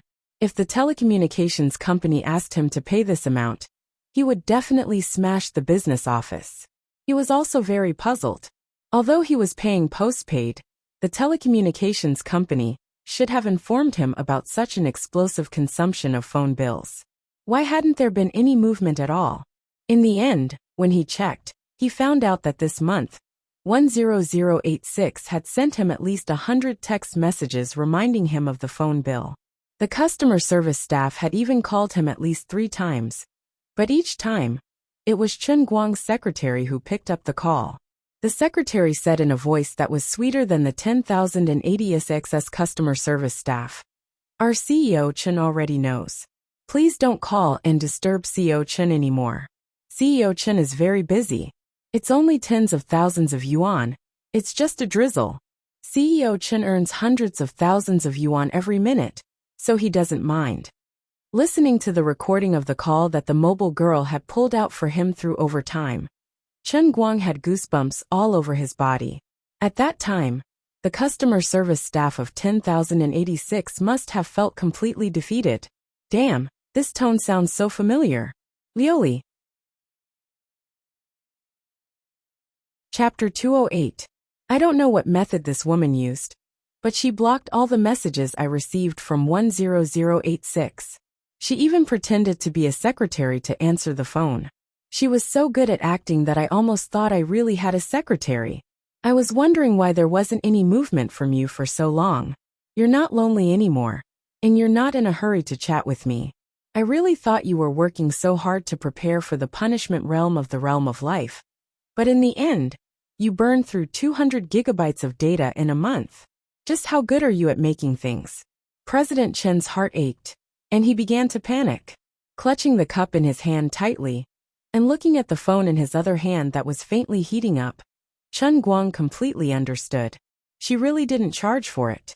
With the current speed of the 4G network, if someone watched videos all the time, it was entirely possible for them to have that much data in a month. After trying to get an unlimited data card to no avail, Chen Guang quietly switched off his phone and walked out of the office. Tang Ying asked with concern. Did you ask clearly, did they charge for it? If there's a problem, you still can't return the money. Tang Xiaokai, on the other hand, waved his hand domineeringly. Sis, don't think too much. I've seen the bill just now, there's no problem. Don't dawdle on this matter. It's not a big deal. Isn't it normal for me to pay tens of thousands a month? International calls are very expensive. Tang Ying rolled her eyes, thinking, that's an international call. How can Chen Guang's compare to yours? Chen Guang looked at Tang Xiaokai with embarrassment. There's no problem with the phone bill. I didn't expect it to be so much. I'm really sorry. Otherwise, I'll return the money to you. As he spoke, he pretended to take out his wallet, but Tang Xiaokai immediately stopped him. Don't. Bro Chen Guang. If you return the money to me, we can't be friends anymore. Even if you're my sister's friend, I still won't acknowledge you. Isn't that embarrassing me? Ayaya, how can I do that? But money is easy to come by, friends are hard to find. I'll acknowledge you as my friend. Chen Guang decisively put away his supernatural power. Tang Ying, who knew his background, could only roll her eyes at his antics. Why didn't she realize how shameless this guy was before? This Western restaurant named Beckham's Bistro did have a long history. If translated into Chinese, it would be Beckham's Bistro. It was indeed the catering industry, under the retired football star Beckham. It had recently opened branches in the 5 capitals. Tang Xiaokai was also well informed. As soon as he returned to the country, he first inquired about the food and drinks. Tang Xiaokai and Tang Ying hadn't seen each other for a long time, so they had a lot to talk about. Chen Guang, on the other hand, was sitting at the side absent-mindedly. His mind was still full of worries about the traffic flow. Clearly, he couldn't stop Liuli from using her phone to surf the internet. Given that woman's personality, there was no point in trying to reason with her. As for turning off his phone, his phone had already turned on by itself while he was upstairs. Just now, Chen Guang also tried to turn off the traffic, but it was useless. That woman was simply a stubborn virus. This feeling was like knowing that a mosquito was sucking your blood, but you couldn't do anything about it. It was itchy and painful at the same time. Xiaokai and I have ordered our own food. What do you want to eat? Can I help you? At that moment, Tang Ying, who was sitting next to him, bumped his shoulder with his hand. Tang Xiaokai, who was sitting opposite him, looked at Chen Guang with a playful gaze. He wanted to know how he would react.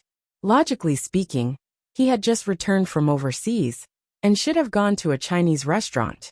He decided to come here because he saw Chen Guang's Rina and felt that this guy was a bit of a loser. Therefore, he deliberately decided to come here to eat Western food and embarrass this guy a little. Although they had talked things out and their relationship had eased, Tang Xiaokai still felt a little mischievous and expectant at this moment. To his surprise, Chen Guang shook his head and casually took the menu. He ordered the Western food that he often ate on the Enroyal, and then handed the menu to the waiter. Tang Ying already knew that Chen Guang's English was very good, so she wasn't surprised. Instead, Tang Xiaokai was shocked. He looked at Chen Guang with a slightly surprised expression, thinking that this guy was hiding his strength. When the dishes were served one after another, Chen Guang once again revealed his extremely skilled knife and fork skills, cutting the steak on his plate like a piece of art.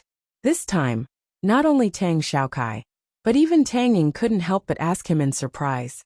I didn't know that you could adapt to Western food? Do you eat it often? Chen Guang was stunned. He knew that he had accidentally let the cat out of the bag. How could he possibly tell them that he had been eating Western food in his own cup for 20 years? He just chuckled and said, "Not often, but I knew that today's scene would happen. That's why I learned this from the movies. I'm just waiting for this opportunity to show it off." Tang Ying and Tang Xiaokai were amused by him. "Brother Chen Guang, you're such an interesting person." Tang Xiaokai blinked. "I changed my mind. If my sister really likes you, I don't mind that my future brother-in-law is younger than me." "Shut up." Tang Ying stepped on Tang Xiaokai's foot under the table. Chen Guang only smiled. He picked up his cup and took a sip of water. In his heart, he began to howl. "Liuli, come out. Let's talk this over, okay?" Finally, Liuli finally responded to him after being called for so many times. That fairy-like figure appeared in his mind, but her whole body was wrapped in a thick white mist. Obviously, her lustrous feather dress had not recovered. This woman really worked hard. In order to go online and deal with the realm of life, she really didn't save any divine power for herself. It was all a waste. "What? I'm very busy. If you have something to say, spit it out," Liuli said impatiently. Finally, she was called out. Chen Guang hurriedly said, "I just went to pay the phone bill. You've spent more than 60,000 yuan on my phone bill this month. When I'm outside, can you be a little more frugal and wait for me to go back to the dormitory and have Wi-Fi to watch the video?" Liuli curled her lips. "No way. Then what? You're not convinced? Who is this empress? I'm in charge of the glass divine nation. The lives and deaths of trillions of gods are at this empress's whim. Even going online to watch unexpectedly requires a little brat's approval? Friend, to make a horse run fast, you have to feed it grass. I can't let you take advantage of the heavenly holy grail for free, right? This empress has worked so hard to help you. A small request like going online is not too much, right? Is tens of thousands a lot? Can't you earn it? F***ck. This woman's words are so reasonable. I'm F***king speechless." Liuli opened her mouth again. "Don't bother me if there's nothing important. I have to prepare the realm of life and go online at the same time. It's very busy. I don't go online for myself. I can only help you more effectively if I have a deeper understanding of your world. Goodbye." After saying that, she didn't move again. Chen Guang gritted his teeth. The negotiation had failed completely. He knew that she was using her official position for personal gain. But there was nothing he could do. Did you learn about this world through unexpected? You understand Wang Dachui's world, right? Chapter 209. While Chen Guang and the glazed deity emperor were negotiating in their hearts, there was an unforeseen event outside. An acquaintance of Tang Xiaokai happened to come to the restaurant and went straight to where the three of them were sitting. Brother Xiaokai, why are you here to eat too? What a coincidence. Is it convenient for me to borrow your car? Why don't I give you a more business-looking car? Tang Xiaokai smiled at the person. Didn't you tell me about this place? Zhongbai, let me introduce you. You know my sister, Tang Ying. And this is my sister's friend, Brother Chen Guang. Chen Guang was actually younger than Tang Xiaokai. But because of Tang Ying, Tang Xiaokai subconsciously used the word brother when he introduced Chen Guang. The person who came was Tang Xiaokai's childhood friend, the person who lent him the Maserati, Zhongbai.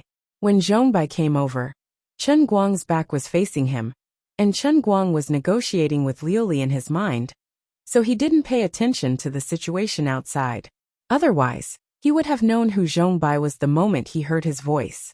Zhongbai turned to look in the direction Tang Xiaokai was pointing at, and he exclaimed, Car. Brother Chen Guang. Why are you here too? F***ck. Chen Guang had just come back to his senses when he looked up to see Zhongbai's big face right in front of him. It was so close that it looked like Zhongbai was going to kiss him. He subconsciously leaned back and shouted again. Zhongbai, why the F***ck are you getting so close to me? Are you pretending to be a ghost to scare me? Zhongbai felt wronged. Aren't I happy to see you here? Brother. I'm so sad to see you like this. Tang Xiaokai was surprised. You two know each other? Friends? Zhongbai chuckled, then turned to greet the others and let them eat by themselves. He sat down next to Tang Xiaokai, intending to order. Brother Xiaokai, let me tell you, Brother Chen Guang and I are more than just friends. He's also, cough cough cough. Chen Guang coughed violently. Of course, he knew what Zhongbai wanted to say, but he didn't want Tang Ying to know that he taught people to race. If Tang Ying's mouth spread to his father's ears, he'd be waiting to be beaten to the ground. Zhongbai understood. Although he didn't know why he didn't want to say it, he couldn't go against brother racing god's wishes. He just laughed it off and said, He's also my savior. He helped me a lot. Our relationship is solid. Zhongbai and Xiaokai knew each other. He's Guang. He's my savior and helped me a lot. So we have a good relationship. At such a young age, Tang Xiaokai owned several companies abroad. Coupled with Tang Ying's duplex apartment, the siblings' family background was certainly not simple. They were at least at the same level as Zhongbai's family. Wujing City's rich peoples know each other's family. As the four of them ate and chatted, Chen Guang came to know more about it. It turned out that Zhongbai and Tang Xiaokai were childhood friends who had been playing together since they were a few years old and had been hanging out with each other. However, Tang Xiaokai went abroad when he was 11 years old. Now, Tang Xiaokai had become a well-known business genius abroad, but Zhongbai still led a group of buddies to support his racing business. Halfway through the meal, Tang Xiaokai tried to persuade Zhongbai. I heard that you guys are still racing. When are you going to get rid of that stupid habit? I'm always worried that something will happen. We're not young anymore. Sooner or later, you'll be ready to take over. Why don't you get ready? Glancing at Chen Guang with a guilty conscience, Zhongbai explained. Big brother Xiaokai, you don't understand.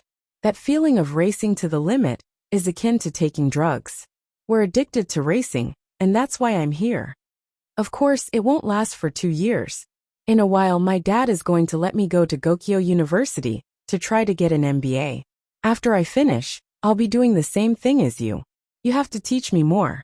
You're good at it. When Chen Guang heard that, he felt his balls shattering. Tang Xiaokai was trying to ruin his business. If Zhongbai stopped racing and became an MBA, then his training class would be useless. Tang Xiaokai was about to say something when his phone suddenly rang. He smiled and said, I've been idle for almost an hour, and I haven't received any work calls. I'm not used to it. He didn't avoid them and answered the call.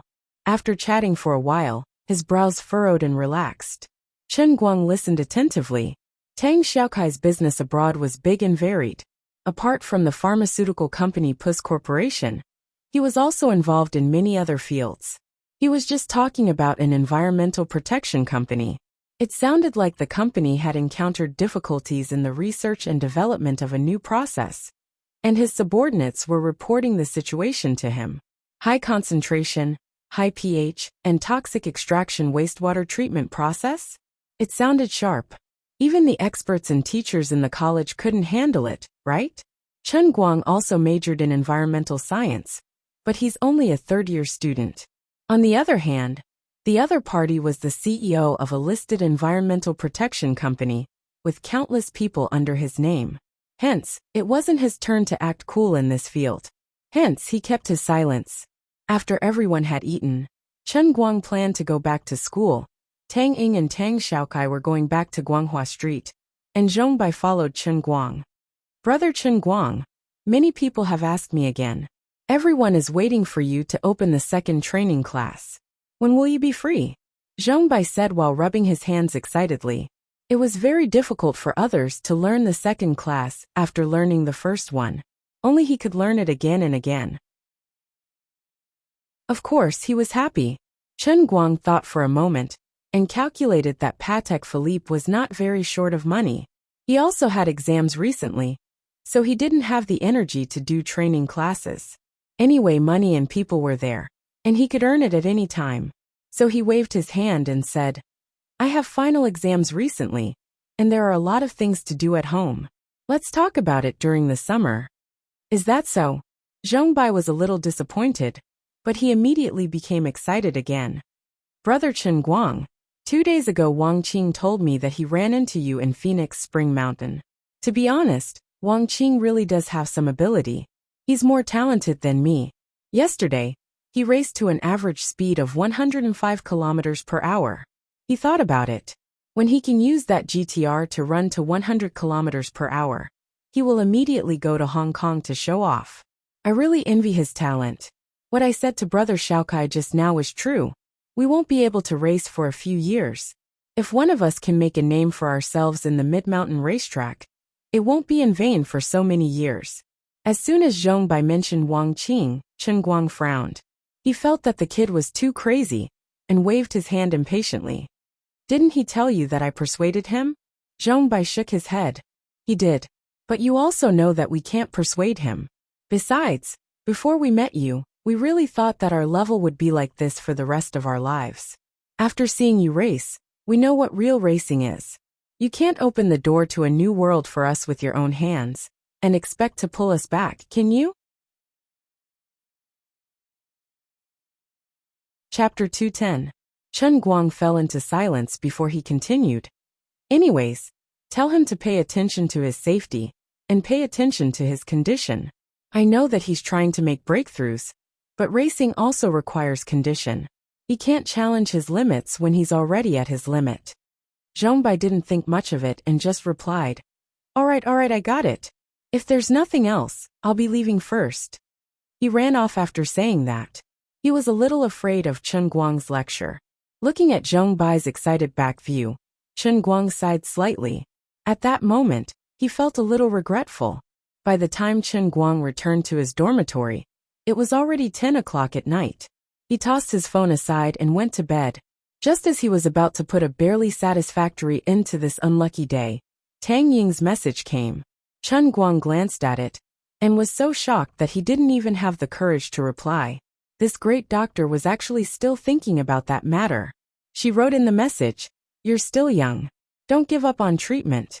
It's not a big problem if it's short. I'll help you. Thank you, Dr. Tang. What a vengeful spirit. There was no end to it. Chen Guang really wanted to curse at that moment. But in the end, he could only force out one sentence. Hunting in the wilderness. He didn't dare to reply. After all, she was his mother's doctor. If he ignored her, she could do whatever she wanted. Holding his phone, he thought of something else. It seemed like he couldn't stop Liuli from going online anymore. Wouldn't he really have to bear tens of thousands of yuan in phone bills every month in the future? Thinking of this, he felt an inexplicable sadness. The 10,086 yuan was unreasonable. Why couldn't 4G give him an unlimited monthly data usage card? Even if it cost 10,000 yuan a month, he would get it. Based on the current situation, he would have to bear tens of thousands of yuan in phone bills every month. It was a little crazy. No, he had to think of a way later. No matter what, he had to find some connections to get an internal card. Otherwise, it would be too much. Here came the problem. To get such a card, one had to at least have a solid relationship with a telecommunications company and a position with real power. I don't know such a person. Forget it, there will always be a way out. I throw away my phone and sleep. Chen Guang did not expect that the thing he had been worried about would happen so quickly and so violently. It was like a boulder had descended from the sky and fiercely smashed onto his head, causing his head to bleed, and he was in unbearable pain. He only found out about it at noon the next day. No one informed him, but a few people in his class bragged about a piece of news that had nothing to do with them. These people treated this as an interesting topic of conversation, but it made Chen Guang jump out of his chair. He didn't even have time to put away the reference books and exercises. He rushed out of the study room in a daze. The title of the news was Luxury Cars Rushing Off the Cliff, Top Supercars Burned. At that time, Bai Nyangzi put the phone in front of Chen Guang and said with a smile, "Brother Guang, look at these people. If they are rich, then so be it.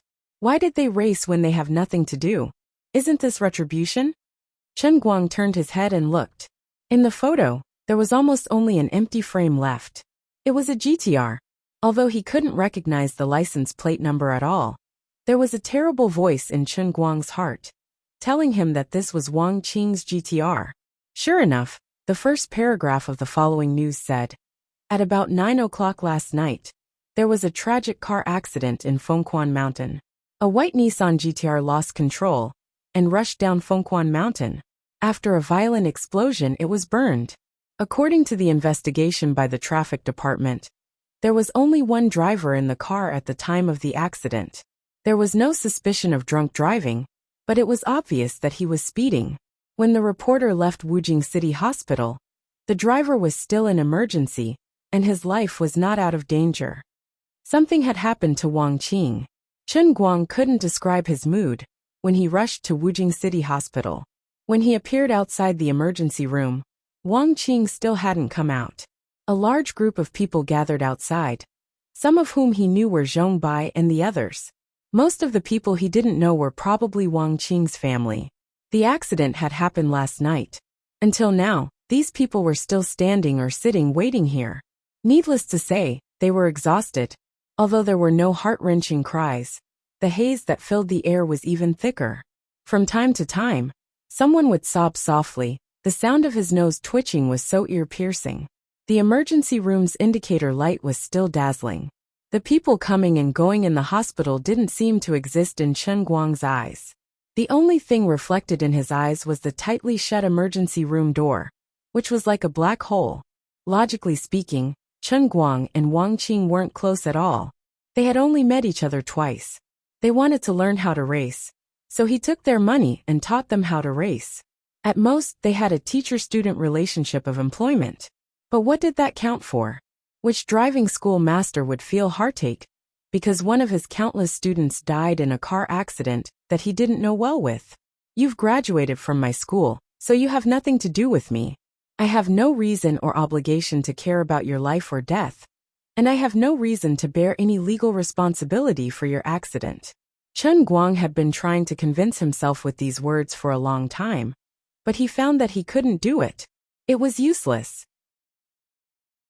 The bursts of self-blame and Wang Qing's bright eyes, which were filled with fanaticism, kept echoing in his mind. He wasn't a driving schoolmaster, and what he taught was not ordinary driving skills, but the means of racing. If he hadn't shown Wang Qing the godly racing skills that ordinary people couldn't do, how could he have risked his life to challenge the limits that he couldn't even touch? How could he have lost control of the car and run down the cliff? Chen Guang had never claimed to be a saint, but at this moment, he couldn't help but put the blame on himself. It was like a dagger. Every time it was pushed in, the blood in the heart would flow out 3 times more. As Chen Guang walked forward, Zhong Bai, who was resting on a chair with his hands supporting his head, happened to look up.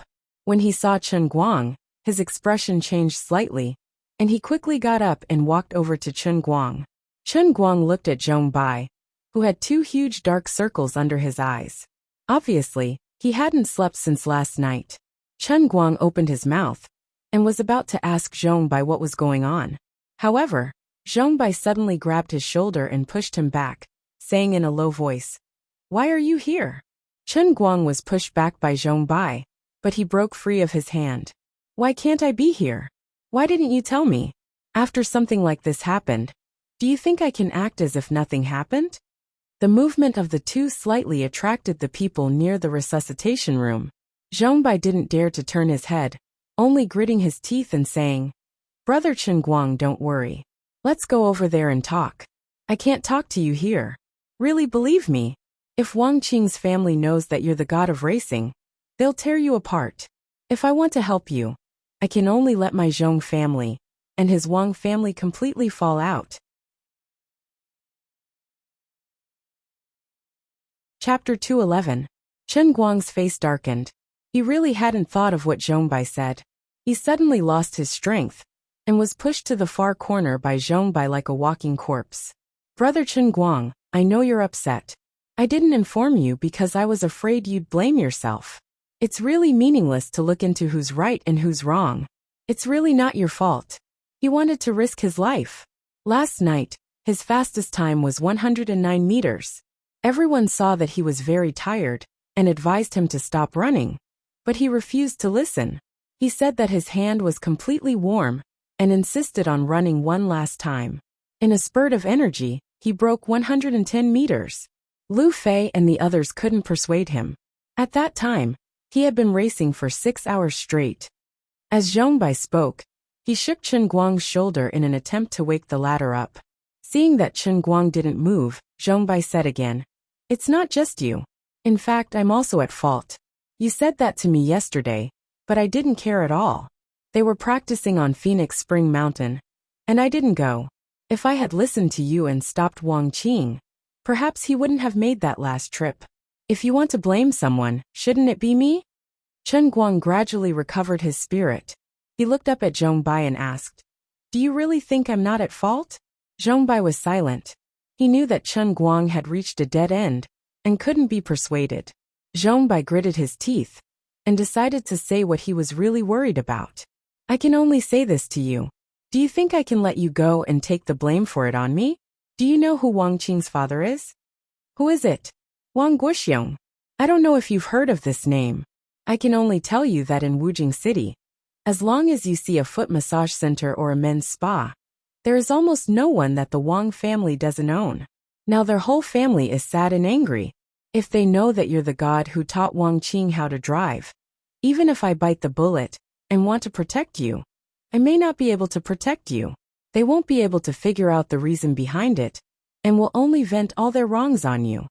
As Zhong Bai spoke, he squeezed Chen Guang's shoulder hard. He was really afraid of this situation. Chen Guang woke up slowly and shook his head with a bitter smile. You're right. Thank you. Okay, I'll go back first. I've been here for too long. If they ask me later, I'll just explain to them that you're a friend who came to help me deliver something. Don't get involved in this anymore. Wang Qing hasn't come out of the resuscitation room yet, but that doesn't mean there's no hope at all. Brother Chen Guang, you should go back first." After Zhong Bai finished speaking, he did not dare to delay any longer. He quickly turned around and walked toward the resuscitation room. Chen Guang stood in the corner and looked at Zhong Bai's back. He was silent for a long time, but he did not leave. Instead, he turned around and sat on the other side of the long corridor of the hospital building. He was at least 50 to 60 meters away from Zhong Bai as he looked in his direction. He curled up his body and hid himself deep in the crowd. He only looked at the tightly shut doors of the resuscitation room with a pair of complicated eyes. After some time, the crowd on the other side became noisy again. The doors of the resuscitation room were finally opened. Chen Guang did not get up. He continued to watch quietly. A group of exhausted people in white coats filed out from inside. But the hospital bed was nowhere to be seen. Wang Qing's family, Zhong Bai, and the others surrounded one of the people in white coats. They asked a lot of questions and chatted a lot. The doctor patiently explained everything to everyone. The crowd did not show any signs of ecstasy, but they did not become any more gloomy either. They just continued to look in the direction of the resuscitation room with worried eyes. The doctor, who was surrounded by the crowd, finally cupped his hands apologetically to everyone. Then he walked in Chen Guang's direction. She took 2 steps, and her body seemed to be a little unsteady. She staggered a little, but she immediately stood up straight with the help of the handrail. She lifted the hat that was tightly wrapped around her head, revealing her long hair. She swung it slightly. She pulled off her mask as she walked. She stood on the spot and panted heavily for a long time before she finally walked forward again. Chen Guang looked at this person from afar. His eyes lit up. It was Tang Ying. Chen Guang, what are you doing here? When Tang Ying walked over, Chen Guang was the first to speak. Chen Guang stood up and looked in the direction of the resuscitation room. He did not answer her. You just came out of the resuscitation room, right? Tang Ying nodded. Yeah, let's talk as we walk. I haven't slept since I was called here at 4 o'clock in the morning. I entered the operating theater at 6 o'clock, and I've been performing surgeries for more than 8 hours. I'm exhausted. Let's go eat first. Chen Guang knew that he couldn't go there, so there was no point in staying here. He took the initiative to support Tang Ying's arm. Let me help you. You looked like you were going to collapse. Tang Ying did not think that his action was rude. She let him support her. After taking 2 steps, she said with some emotion, So what if I'm a little tired? I've met Wang Qing before. He was in the same class as me in elementary school. God really makes fools of people. How are his injuries?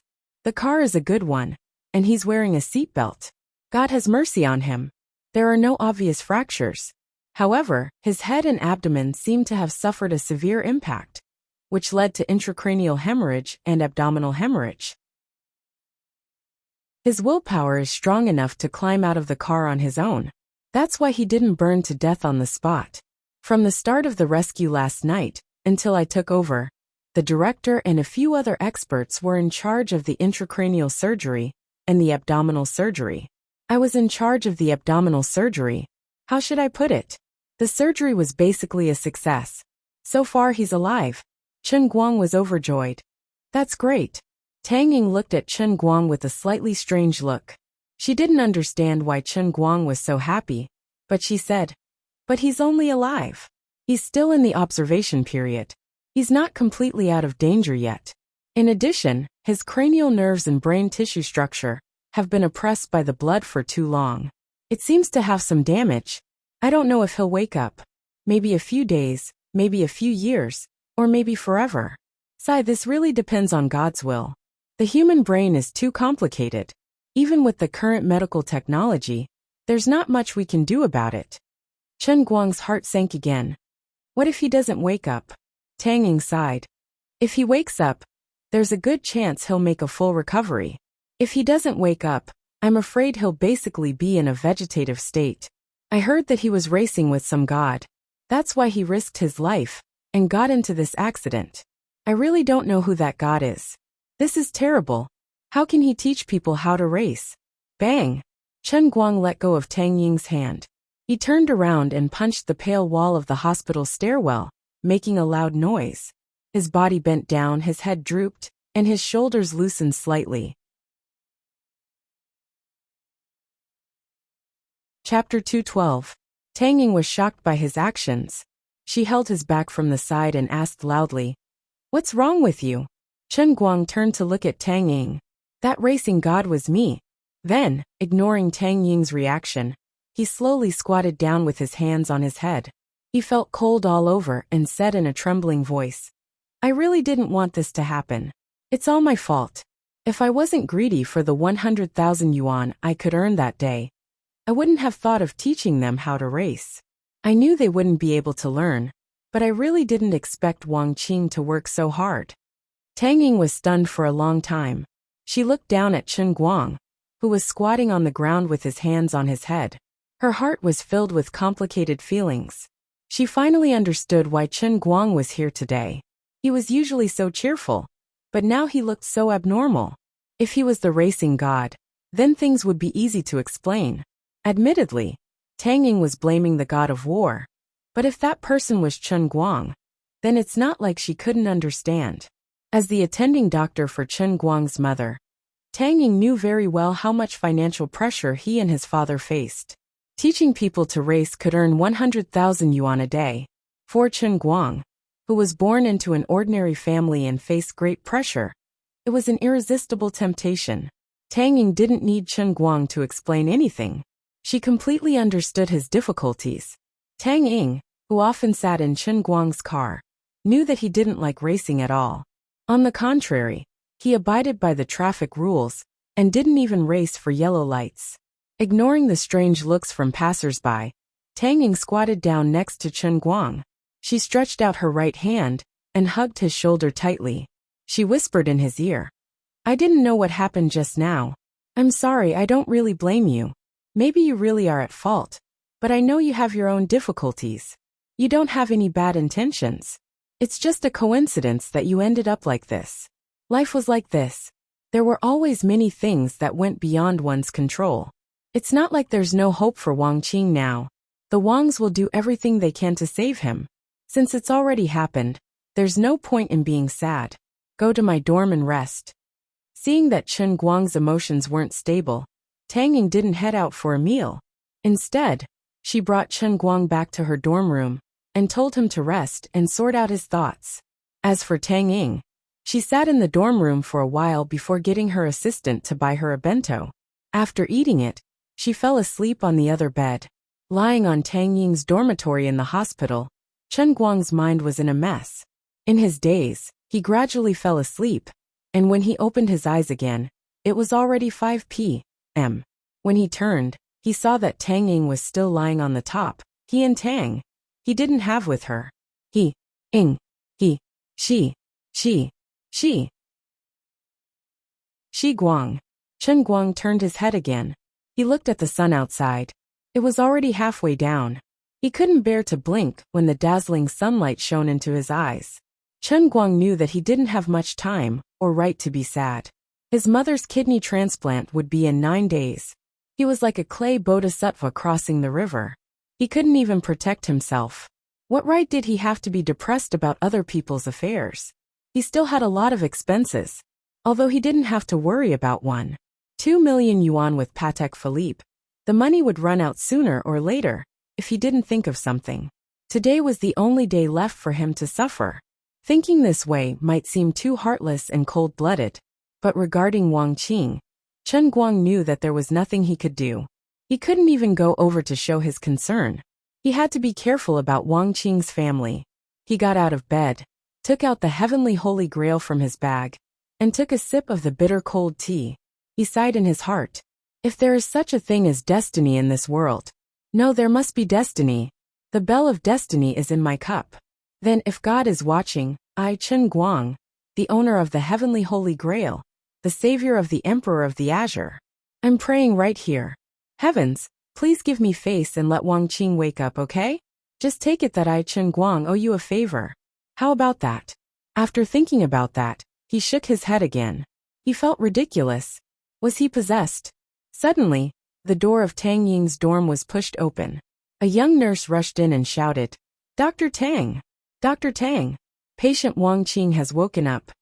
Chen Guang's hand, which was holding the heavenly holy grail, suddenly stopped. He was dumbfounded. Tang Ying abruptly straightened up from the bed like a spring. She wanted to jump off the bed, but her body was tripped by the railing in midair. She was about to fall from the upper berth. Chen Guang reacted quickly. He threw the cup away, got up, and opened his arms to catch Tang Ying.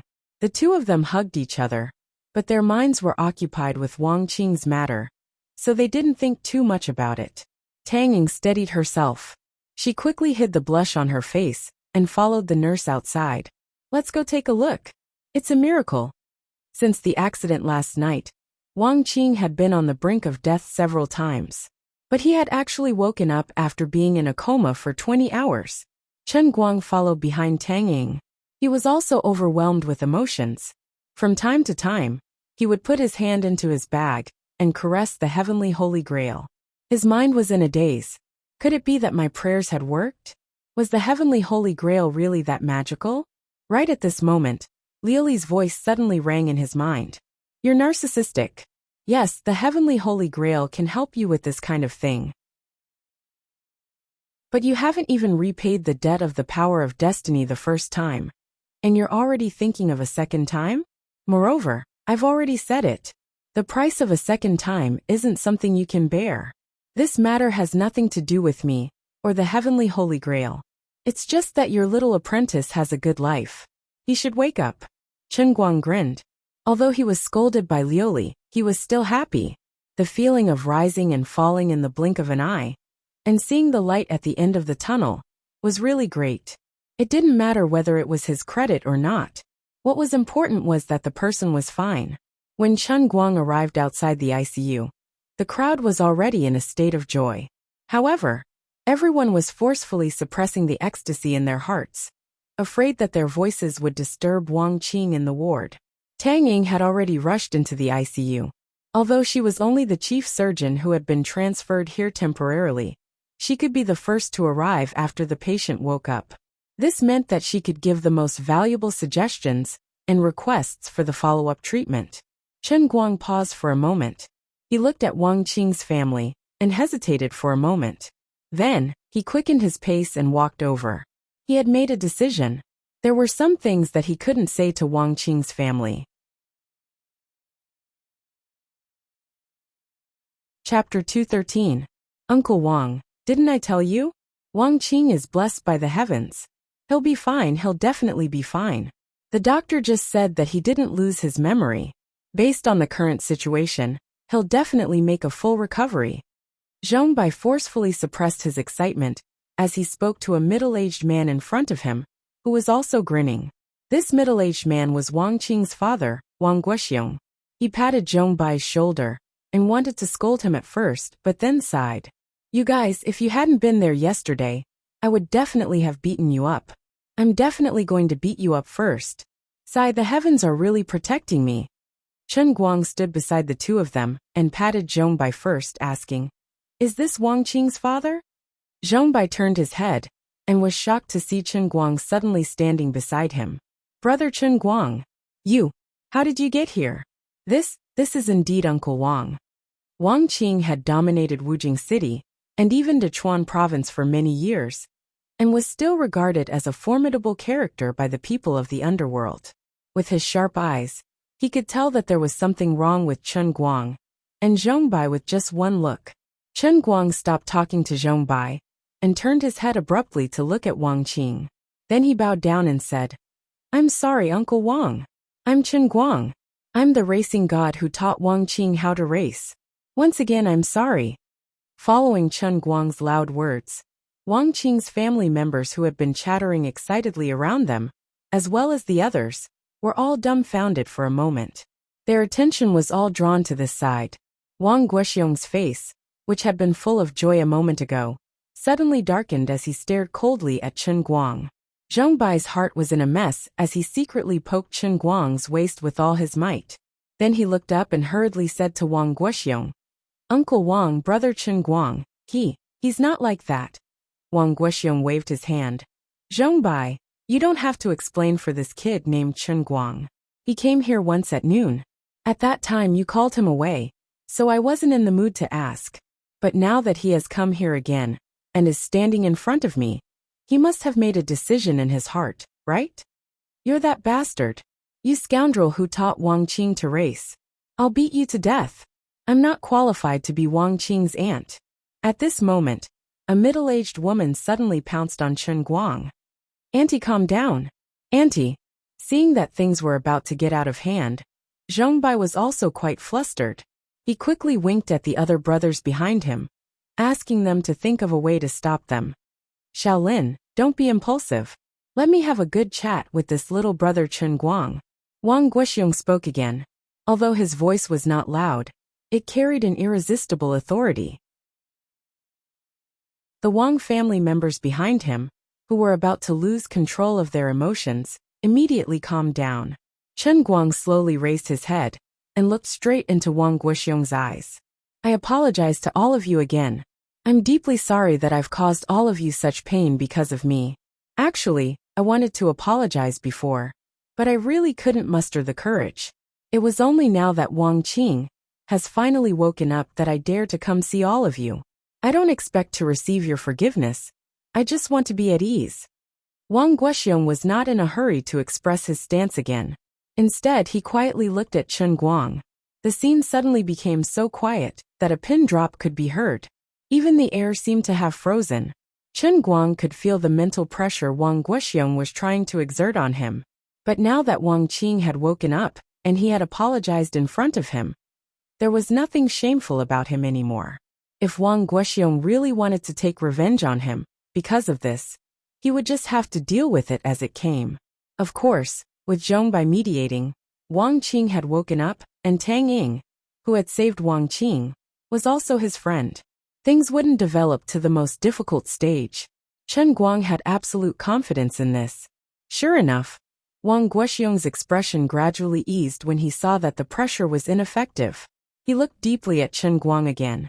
Kid, if it wasn't for the fact that my son was injured, I would have to say that I really admire you. I'm afraid that Zhong Bai has already told you about me, Wang Guoxiong's situation, but you still dared to come over.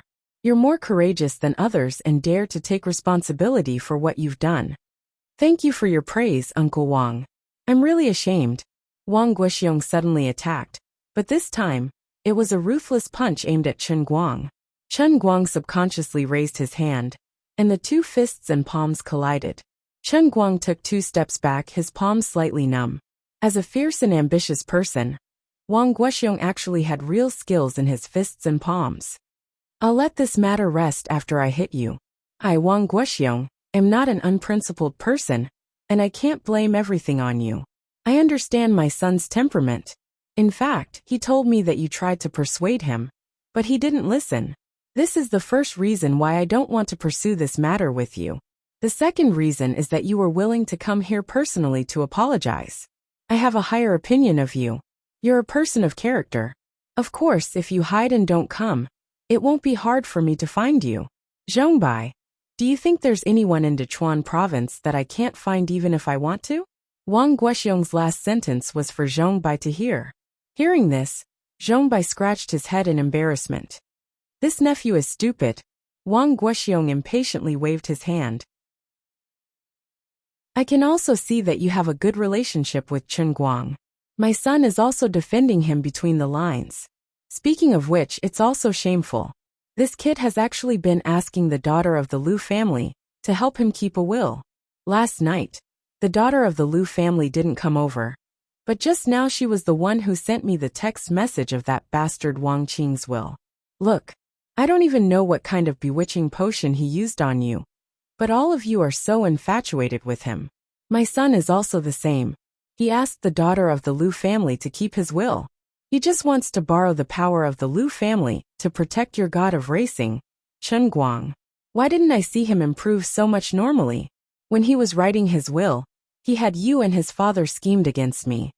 As Wang Guoxiong said this, he took out his phone.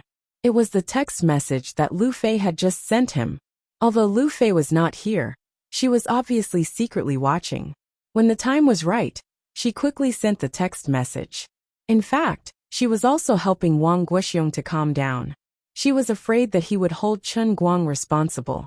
Lu Fei also deliberately chose this time, because she was afraid that Wang Guoxiong would be impatient and send someone to make trouble for Chen Guang.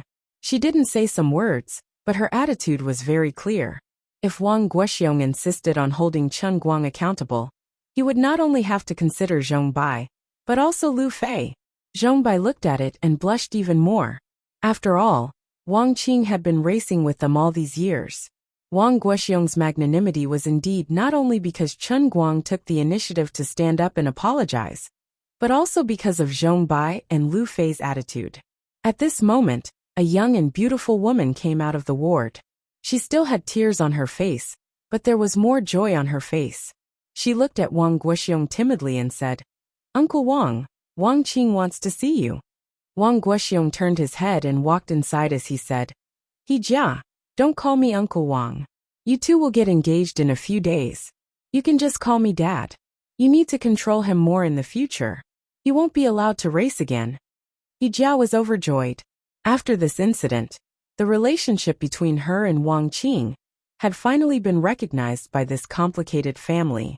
When she suddenly came back to her senses from the excitement, He Jia hurriedly said again, "That's right. Wang Qing just said that he won't race again." Chapter 214. When Chen Guang and Zhong Bai left the hospital together, they were still in a daze. He didn't expect that Wang Guoxiong would stop him and say that the Wang family was indebted to him. It was not complicated. Because of the accident, Wang Qing finally came to his senses. He was afraid that his family would vent their anger on Chen Guang, so he asked his father to go back. Wang Qing had repeatedly emphasized to Wang Guoxiong not to pursue the matter with Chen Guang and not to blame him. Furthermore, if it wasn't for this matter, Chen Guang would definitely die if he continued racing. Even without the racing god, Wang Qing believed that he would still try his best to break through his limits. This time, it was a blessing in disguise. In fact, after the operation, he became clear-headed and thought a lot. Although he was still reluctant to give up the excitement brought by that speed, he swore that he would never race again. When the car fell off the cliff, he had used a technique that he learned from Chen Guang to narrowly avoid a tree that was flying in his direction. That was how he managed to survive. Therefore, the racing god didn't hurt him, but helped him and saved his life. Later, when Wang Qing heard that Chen Guang was also outside, he forced himself to cheer up and called Chen Guang in. He apologized again. Chen Guang was also ashamed, so he told everyone about his decision not to teach people to race in the future. As for what Wang Qing said before he left, he only regretted that he couldn't go to Hong Kong to compete with the world's top racers.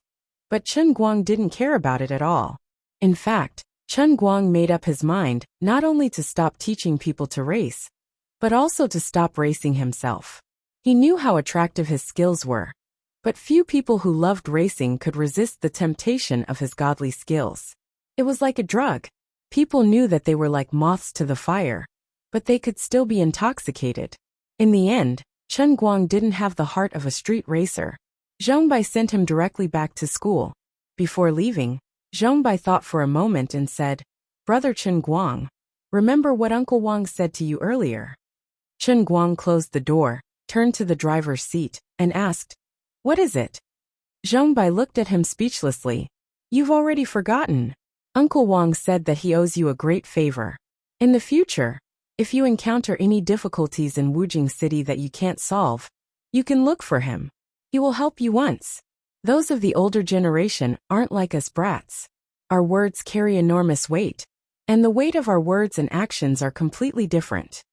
Chen Guang was amused. "Really? Is this sentence as powerful as a death exemption medallion?" Zhong Bai rolled his eyes. "It's not exactly a death exemption card, but it's not far from it. There are some things that we can't help with, but for people of Uncle Wang's generation, it may only take a few words. Let me remind you, this kind of big favor, you have to find the right opportunity to use it. Sai, this incident had a great impact on us. Maybe I should learn from Brother Xiao Kai and do something." Chen Guang grinned. "If you want to get rich, remember to take your brother with you." "Of course," Zhong Bai smiled. "Then hurry up and go. I'm going back to school. I'm busy revising for the exam." "Poor great monk." Zhong Bai joked again and left. When Chen Guang returned to the dormitory, it was already past 10 p.m. Unlike before, there were no shouts of games coming from the dormitory. Instead, there was the sound of books being flipped and the rustling of writing on paper. University life was like this. Chen Guang wasn't sure about other schools, but at least from what he saw in Gokyo University, especially the male students in his major, they spent most of the semester fooling around. It was only when it was nearing the end of the semester that everyone calmed down and clenched their teeth to cram for the Buddha's feet. It had to be said that most of the people who were able to fight their way out of the tight encirclement and enter Wujing University had their own way of thinking when it came to learning. Although they were usually not serious, their level of sharpening a spear at the last minute was very high. After cramming for a few years, they were able to handle the final exam safely. It was the same for Chen Guang. When it came to critical moments, he was able to concentrate on reading, except for English. The others only raised their heads slightly and asked him what he was doing today. Chen Guang casually explained that he went to the hospital to help out with some matters. He did not say anything else and flipped open his book. He had wasted the entire day again. He had to hurry up. In another 3 to 4 days, it would be the legendary stressful physical chemistry course. Anyone who had taken this course would know how scary it was. As for those who had not taken this course, they only needed to ask around about the terrifying 40% failure rate, and they would immediately understand. As the saying went, the tree of advanced mathematics was covered with corpses. In fact, these people were ignorant. Compared to physical chemistry, advanced mathematics was like a cute baby, while physical chemistry was like Godzilla, a scourge. When the lights went out at 12 o'clock sharp, Chen Guang's mind was still in a daze. He had only read for 2 hours. The 4 of them laid on the bed and stopped talking about the game. Instead, they focused on physics and chemistry for a bedtime discussion. It was a heated discussion. It was as if they had returned to the time when China was newly established and the whole country was researching nuclear bombs. They waited until 2 o'clock in the morning before the group of students finally fell asleep. At that moment, Chen Guang was lying on the bed. In his mind, he had made a vow during the day. Yes, he could not race anymore. However, life was just so laughable. Fate played tricks on people like this. The vow that the genius had made a moment ago was ruthlessly smashed in the face of cruel reality, instantly shattering into pieces. Chen Guang's vow seemed so solemn when he made it, but in the face of fate, it was so fragile. There was only one thing that completely changed his mind. The next morning, he suddenly received a call from Tang Ying asking him to go to the hospital immediately. Tang Ying had something important to tell him about the kidney transplant. However, he could not explain it clearly over the phone. He had to talk to her face to face. At that time, Chen Guang had a vague feeling that something was wrong. When he arrived at the hospital, Tang Ying carefully told him the whole story. At first, he was furious. He flew into a rage and wanted to tear down the hospital. Then he felt extremely helpless. He could only sit down dejectedly and wave his hand in pain. His face was full of indifference. The kidney was going to be taken away. The donor, who was supposed to leave today, suddenly changed his mind and postponed the matter indefinitely. At that time, Tang Ying panicked and used many connections to finally find out what was going on. A patient with a lot of spare cash suddenly appeared out of nowhere. He directly negotiated a 3 million reward with the donor and his family, hoping that the donor would donate the kidney to him first. Indeed, his condition was not as serious as Feng Rong's, and the kidney was not as compatible as Feng Rong's, but he had money. Tang Ying and Chen Guoli had promised the donor 500,000 according to the usual practice. The donor did not raise any objections, but he refused to sign the agreement. Finally, he changed his mind before the 3 million was thrown at him. Everyone came to a sudden realization. No wonder he had been hanging around and refused to move. There was actually such a reason. Chapter 215. However, Chen Guang still couldn't restrain his anger. His anger was simple. They had agreed on a deal and were only one step away.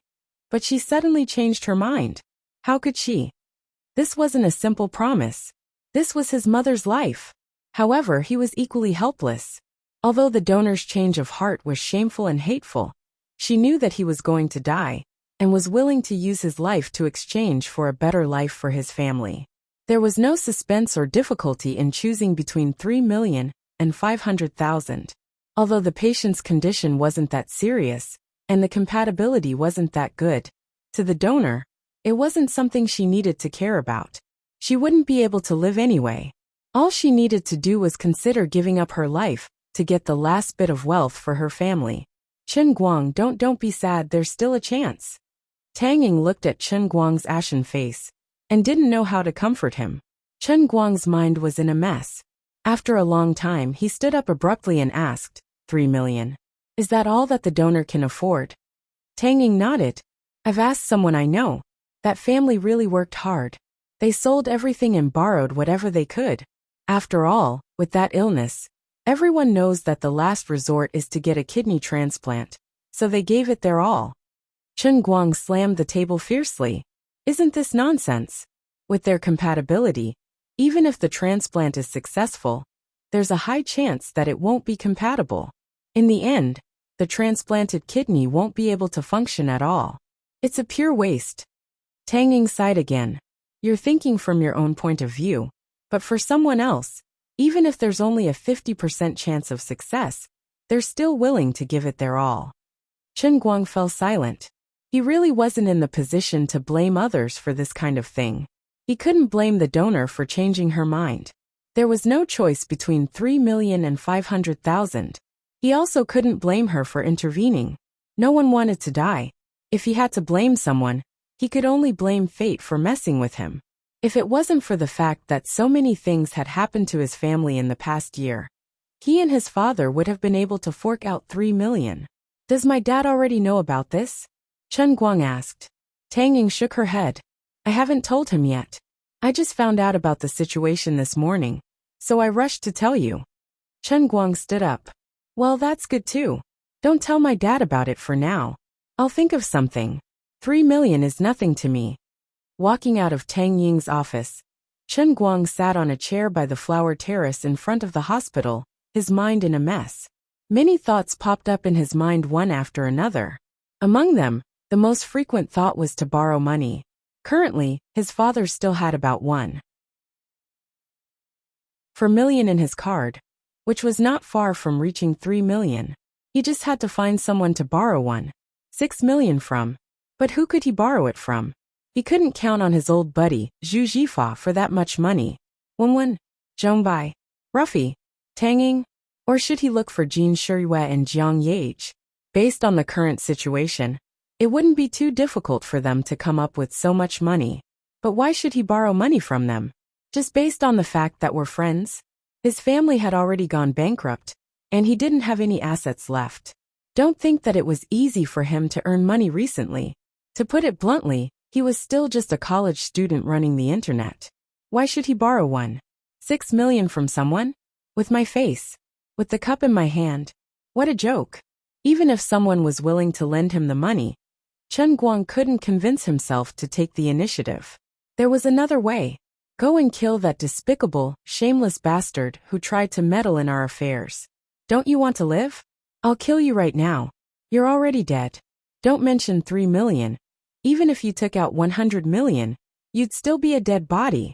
Just as this terrifying thought popped up, Chen Guang immediately threw it out of his head. Don't joke around. This wasn't the Sea of Time. This was the real world. Even if he had countless ways to quietly kill the other party, he wouldn't be able to deal with the possible drawbacks after the deed was done. In the end, he was just an ordinary person. If he rashly killed someone, even if he left a trace, he might fall into an irrecoverable state. Chen Guang asked himself, although he had lost control of his emotions, and came up with this terrifying thought. But if it really came to that, he might not be able to be ruthless. These chaotic thoughts kept reverberating in the depths of his mind, intertwining with each other. Unknowingly, the sun had already set, and an entire afternoon had passed. His stomach was growling in hunger, and the strong sense of hunger kept stimulating his nerves, finally bringing him back to his senses. Either he killed someone, or he borrowed money. This didn't seem to be a difficult choice. Borrowing money was definitely more reliable than killing someone. Chen Guang sighed and stood up. He held his phone in his hand, and the number displayed on it was Wenwen's number.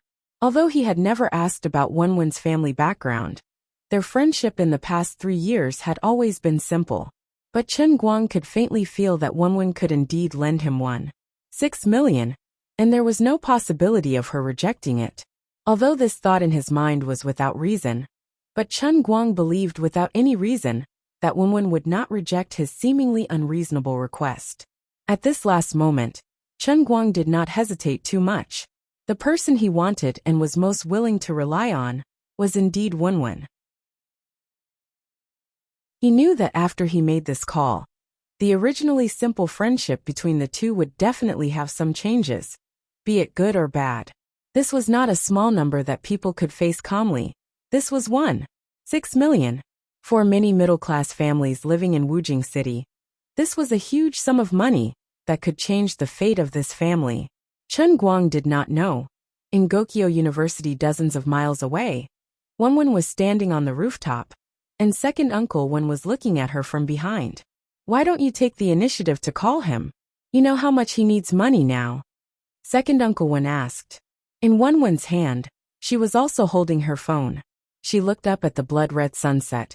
Her face was indescribable, and she just shook her head slightly. I don't want to. You don't want to help him? Second uncle Wen asked. Wenwen shook her head again. I want to help him more than anyone else. I even want to personally help him get rid of that reckless troublemaker. But I can't give you the chance, right? I can't bear to part with him. Second uncle Wen smiled. Don't say that. In fact, what you are most afraid of is not us, but himself. Wenwen's expression was very painful, and also very conflicted. Indeed, even if I directly give him this money, my mood will not change. What will change is only you and Chen Guang. This is not a knot that can be resolved with words. I can't tell you clearly, and I can't tell him with words. Even if on the surface nothing seems to change, but once this thing is done, my relationship with him will never go back to the past. You are not afraid that he will find someone else? Second uncle Wen asked again. He has recently been quite close with those two celebrities. I am not afraid. If he really decides to take the initiative to borrow money, he will definitely find me. I don't care about his relationship with anyone else. I only care about my relationship with him. He and I are friends. He is my only friend. You are quite open-minded. Second uncle Wen didn't say anything else. After saying this, his figure slowly faded into the darkness and disappeared. He knew that Wenwen was in a bad mood now. Although he was happy to see the change in the relationship between Chen Guang and Wenwen, he did not dare to show his pride in front of Wenwen. Above the vault of heaven, the thick clouds dispersed, and a touch of clear moonlight shone from the sky, shining on Wenwen's body. The cold wind blew, and Wenwen's clothes fluttered. Her hand holding the phone tightened. She knew that Chen Guang's call should be coming soon. That man would never hesitate for more than a day. He also knew that this call would change something, but he had no choice. Indeed, standing in Wujing City Hospital, Chen Guang's finger was already on the call button. At this moment, a person suddenly poked her head out from the inpatient department. It was Tang Ying, and she shouted, Chen Guang, come here. Wang Qing is looking for you. It's very, very important. He wants you to go immediately. Chapter 216. Chen Guang's fingers paused as he was about to make a call. He turned to look at Tang Ying on the windowsill. Why is he looking for me? Tang Ying shook her head. I don't know. You know where his ward is. Go talk to him. He called me just now, but he didn't tell me what it was about. When Chen Guang arrived at Wang Qing's ward, he had just finished his meal. His family had already gone home to rest, and only his beautiful girlfriend, He Jia, was still there. Chen Guang squeezed out a smile. You look like you've recovered well. Wang Qing smiled embarrassedly. It's all thanks to God. My brain and stomach are bleeding, but I'm fine. Why are you looking for me? Chen Guang was a little anxious. He had just mustered up the courage to call Wenwen, but Wang Qing's delay made the call. He wanted to deal with Wang Qing as soon as possible, so that he could call Wenwen tonight. To his surprise, Wang Qing turned his head abruptly and looked at him with burning eyes. Brother Racing God, I already know what happened to your family. Chen Guang was slightly startled. So, are you looking down on me for teaching you how to race for money? Wang Qing shook his head, but because his movements were too big, he seemed to have affected his injury slightly. A trace of pain appeared on his face, and He Jia hurried over to help him. After a while, Wang Qing said again, I don't mean that. I don't mean to look down on you. What I'm talking about is not only about your mother's illness, but also about what happened today. I asked Dr. Tang to invite you here for this. I see. Chen Guang suddenly realized that he had been too sensitive. Brother Chen Guang, I'll lend you money. I'll lend you 3 million. On the other side, Wang Qing didn't give him any time to let his imagination run wild. He suddenly threw out his real intention. Chen Guang was stunned. He didn't expect Wang Qing to be so straightforward. He didn't even understand that his friendship with Wang Qing hadn't reached this point. So there was no reason for him to be so generous. Of course, his family wasn't lacking in money, but he had no reason to help her like this. Just because you admire my driving skills? Stop messing around. You just survived a tragic car accident, okay? He even swore yesterday that he would never race again. No matter how good my driving skills are. It has nothing to do with him, right? Seeing that Chen Guang was silent, Wang Qing could roughly guess what he was thinking and continued. Big brother Chen Guang, although we haven't known each other for a long time, I can roughly understand your feelings. Although you're born into an ordinary family and look like you're easy to talk to, you're actually very proud, aren't you? Chen Guang waved his hand. No, I'm not arrogant at all. If you're really not arrogant, you wouldn't have hesitated for even a second when I offered to lend you money, right? Wang Qing grinned, but he was very careful to control his movements, for fear that it would affect his injury again. Chen Guang was stunned at first, and then he smiled. What other conditions do you have? Tell me. I've been waiting for you to say this. Actually, I've already contacted a friend in Hong Kong a few months ago. I asked him to prepare a car for me. It was just modified a few days ago. And the race has also been arranged. It's going to be tomorrow night. Wang Qing only said one sentence, and Chen Guang could roughly guess what he wanted to say. Sure enough, he continued. The reason why I was so anxious the day before yesterday was that I was going to Hong Kong today. I was afraid that I would change the track there, and I wouldn't be able to grasp the fleeting inspiration and miss the opportunity to have an epiphany. It's a pity that my talent is limited, and in the end, I was still unlucky. Now that I've survived, I don't want to race again. However, in addition to this, the moment I rushed out of the Fengquan mountain track, I finally understood one thing. Chen Guang wondered, what is it? As Wang Qing spoke, he gradually became excited again. I finally know that no matter how hard I work, no matter how hard I try, I can't catch up to brother Chen Guang's level. It's not that I don't work hard enough, but that I'm naturally not as good as you.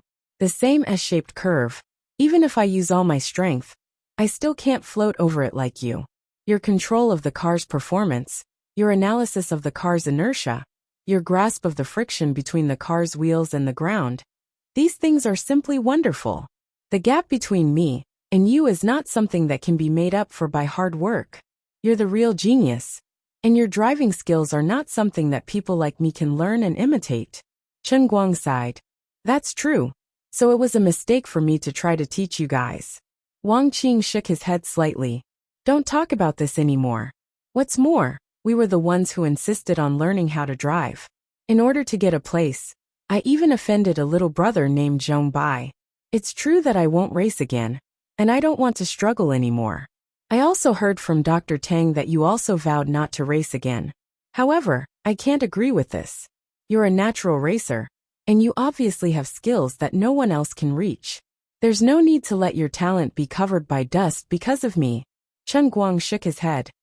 Do you want me to go to Xiangjiang to participate in the race on your behalf? But I really don't want to race anymore. Wang Qing tried to get up, but He Jia held him down. No, you must go. I'll lend you 3 million. Solve the problem in front of you. But my condition is that you must participate in the Xiangjiang mountain track. With your strength, you can get at least 10 million yuan. You'll be able to pay me back easily. 10 million yuan. Chen Guang was shocked. He had thought that the prize money of the mountain track would be very high, but when he really got the specific number, he couldn't help but be shocked. This could indeed solve his urgent problem. Didn't you say 3 or 4 million yuan before? How did it become 10 million yuan now? Chen Guang vaguely remembered what Wang Qing said when he was chatting with him at Fengquan Mountain that day. Wang Qing grinned. If I go, I can only get 3 or 4 million yuan at most. But if you go, won't it be 10 million yuan? He paused and said again. I know that my request may be a little difficult, and even a little too much. If it was someone else, this request of mine might be enough to send that person into a dangerous situation. But I know you're different. You're really different. You're the strongest racer that I can imagine in my life. No matter how fierce the competition on the mountain track is, you can't lose. You won't be in any danger. Wang Qing's emotions gradually became more and more excited. Although he had given up racing, it was obvious that the passion in this kid's heart was not so easily extinguished. Brother Chen Guang, as long as you are willing to participate in the race, no one in this world can be your opponent. The modified car that my friend prepared for me is the culmination of my years of painstaking efforts. My driving level may be far inferior to yours, but my car modification skills are definitely the best in the whole of Wujing City. I signed up for the annual car gambling race. If I directly choose to withdraw because of injury, this car that I've invested 10 million yuan in may be given away for nothing. Chen Guang was puzzled. Car gambling race? There's such a thing. Can't you just find someone to help you participate in the race? Then it won't be considered a withdrawal, right?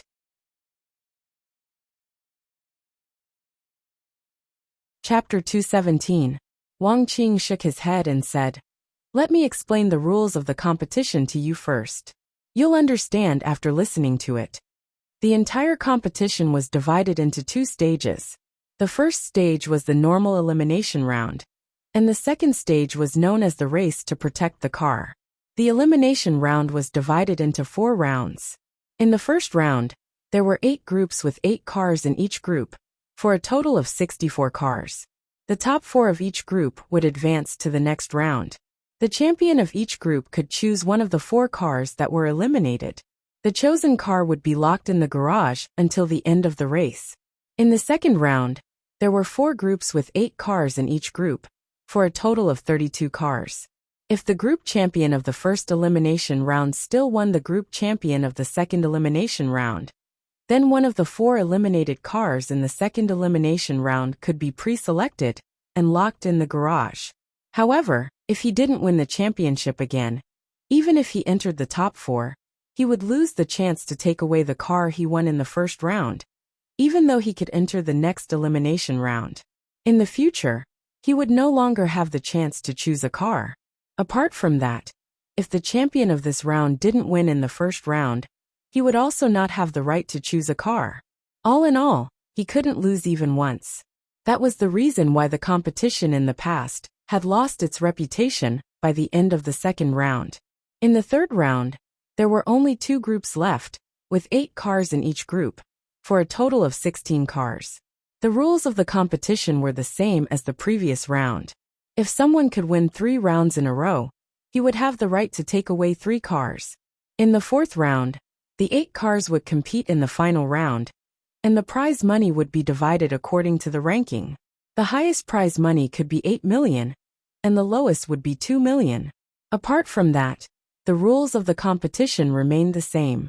If someone could win 4 rounds in a row, he would first receive the accumulated prize money of 8 million, and the chance to take away 4 cars. Of course, it was easy to say, but difficult to do. When it came to racing, it was extremely difficult to win 1 round of the championship, not to mention 4 rounds in a row. Even if one performed extremely well, as long as he lost the championship in one of the 4 rounds, he would only get second or third place, and he would not be able to take away any cars. Therefore, the competition was just a gimmick. However, if someone could win 4 rounds in a row, it meant that he had the ability and potential to dominate the race.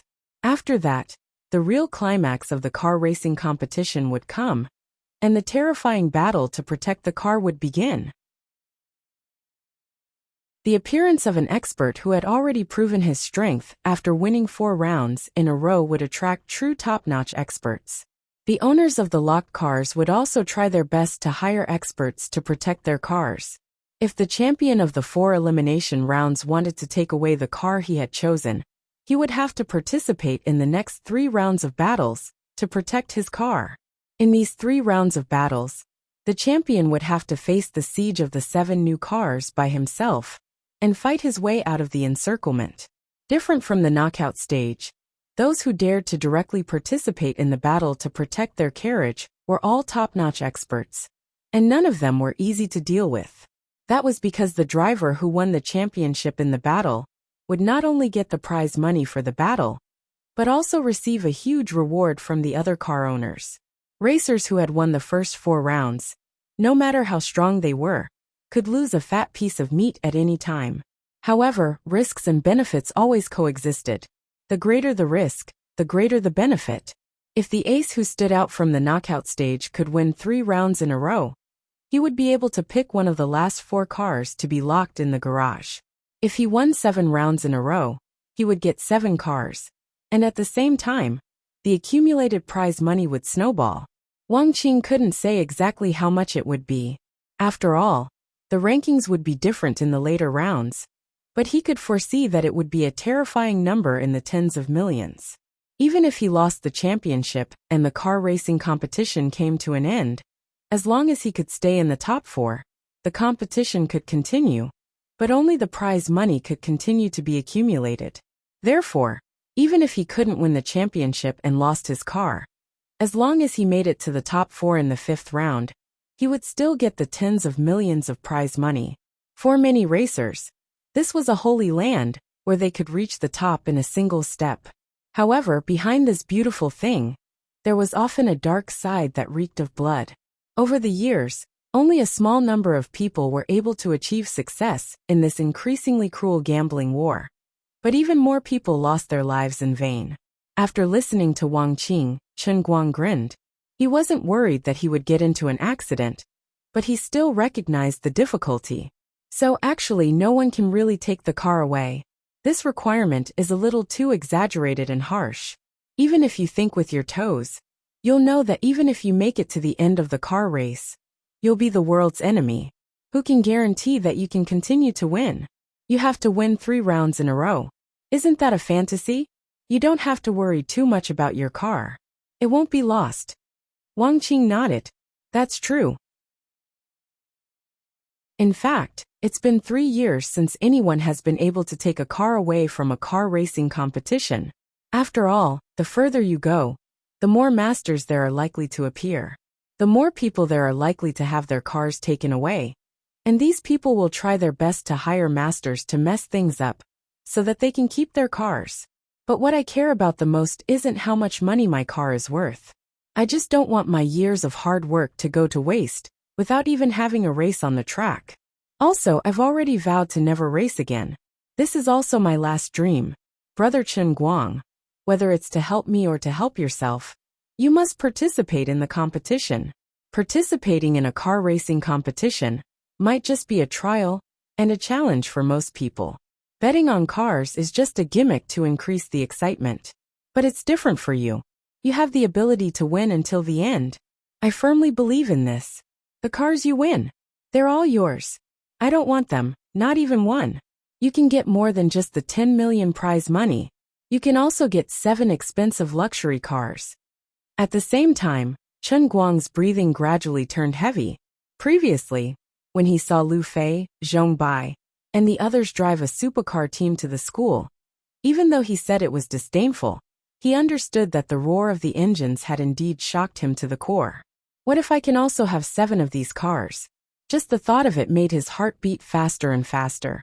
He tried hard to control his emotions, but in turn, he poured cold water on himself. I know my driving skills are amazing, but aren't you too confident in me? If I want to win until the end, the competition will become more and more intense, right? Wang Qing thought for a moment, then said again. It's indeed difficult, but there are people who have done it. 4 years ago, Tommy Diesel appeared out of nowhere on the Mid-Mountain racetrack, and in the end, he took away 7 cars at once. There are at least 9 people in the world who are as competitive as he is. These 10 people are called the top 10 car kings by those of us who love racing. They have all won a car racing competition. Dominating the car racing competition is the only way for an ordinary driver to ascend to the throne.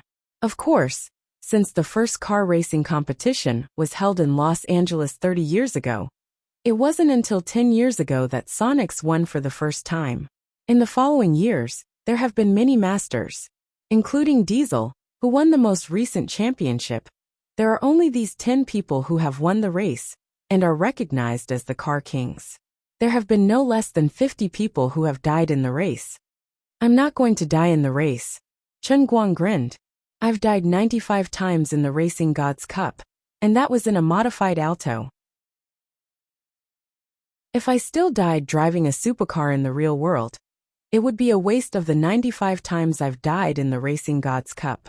Although he hadn't really raced before, Chen Guang knew that he, who had been trained in the world in a cup, was definitely not a fake. His fighting spirit gradually rose.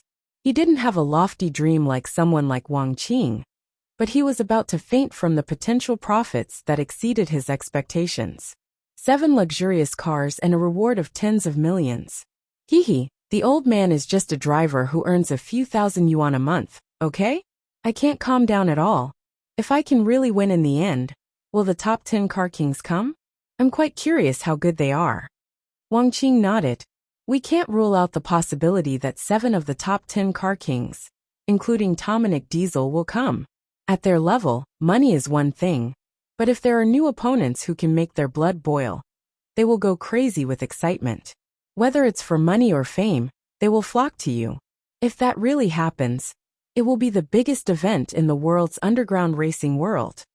Chen Guang smiled.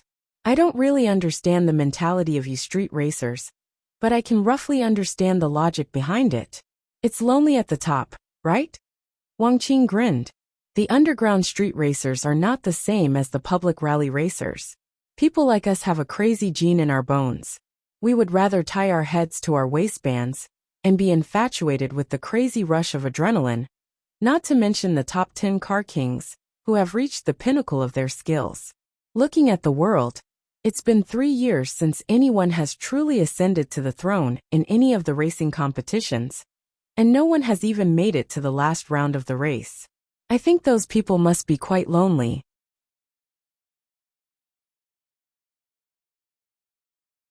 Chapter 218. The light in Chen Guang's eyes grew brighter and brighter. Do you know how good those top racers are? Have you seen them compete with your own eyes? Wang Qing turned his head and looked straight at Chen Guang. After a while he said, You're finally tempted. Chen Guang laughed. Money moves people. I'm just an ordinary person. A man can't be rich without a windfall, and a horse can't get fat without night grass. Not to mention night grass that can make me fat in one bite.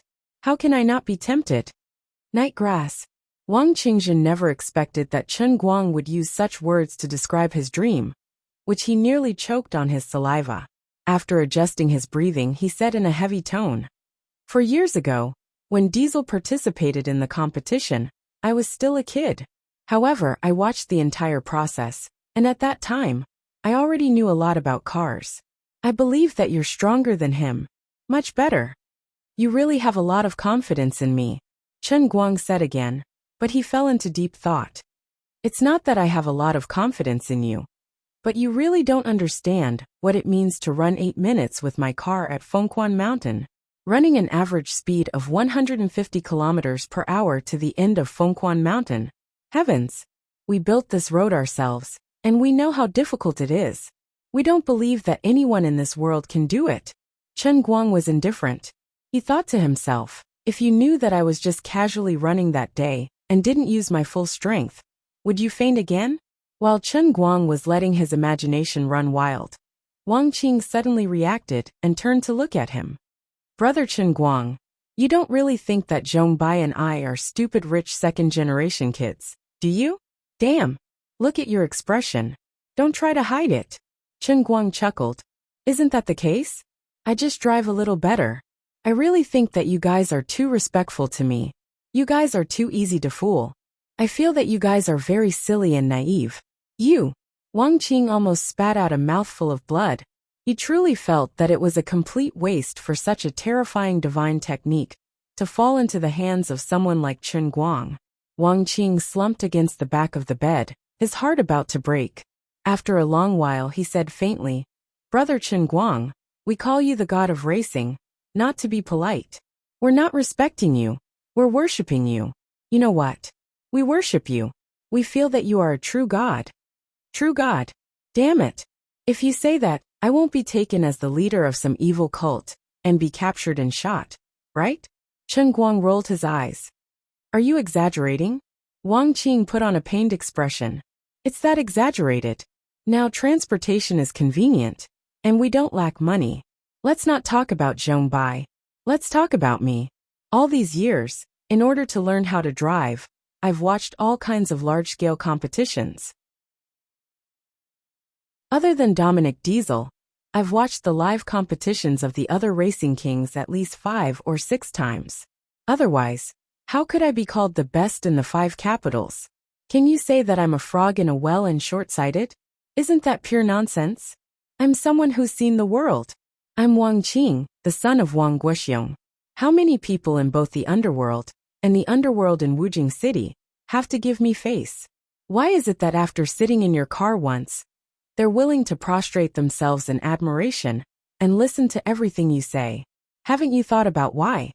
Wang Qing's heart really ached. I worship you like a god, but you only treat me like a clown. My hot blood has spilled into the dog kennel. If you really listened to everything I said, you wouldn't be lying here. Chen Guang's words made Wang Qing's pretentious act go down the drain. Alright, don't mind the details. I've seen a lot of people race, and I've also seen people occasionally drift to such a degree like you. But there's never been anyone who could drive to the limit in all the corners of the track like you did, and control the car so precisely like a precision instrument. No, you've even surpassed a machine.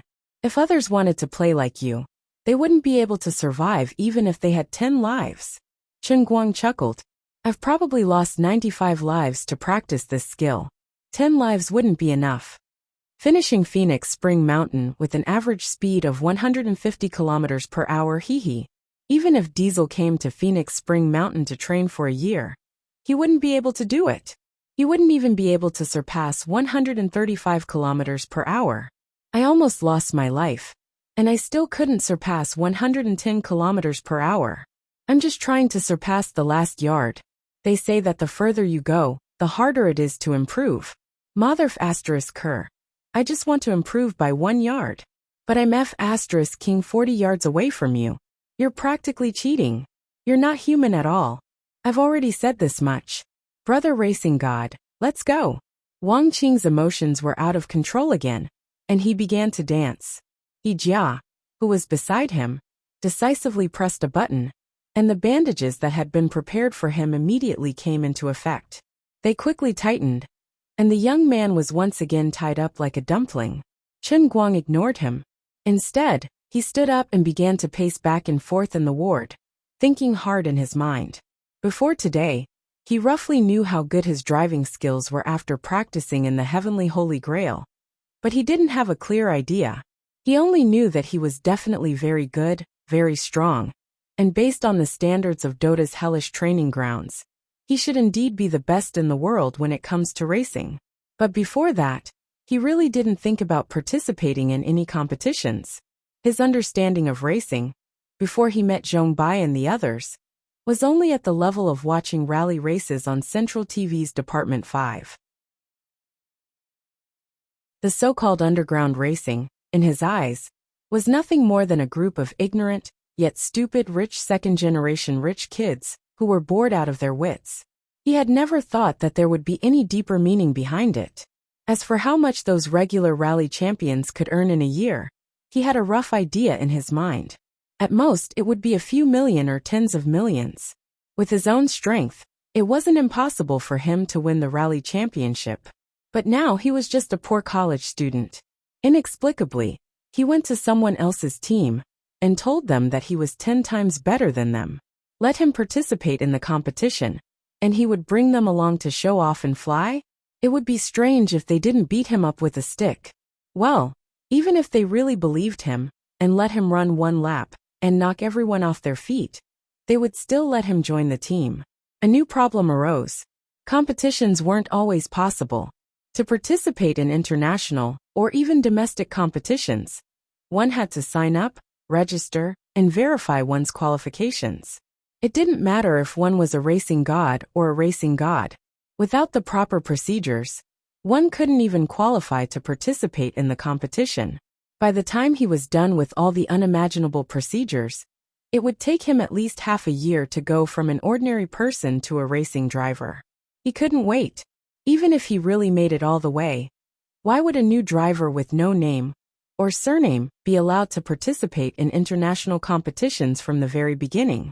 He would have to fight his way through the domestic competitions one level at a time.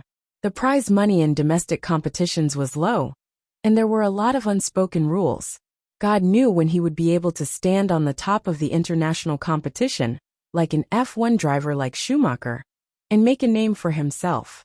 It would take at least 2 or 3 years, and at most 5 or 6 years. By then it would be too late. As for underground racing, after meeting Zhong Bai and the others, Chen Guang had only thought of opening a racing god training class because of his inertia and vision. He had never thought of participating in any competitions. Until today, when Wang Qing, in his own way, suddenly opened another door for Chen Guang that belonged to a real racing family. It suddenly dawned on Chen Guang that underground racing could actually make money like this. So much money.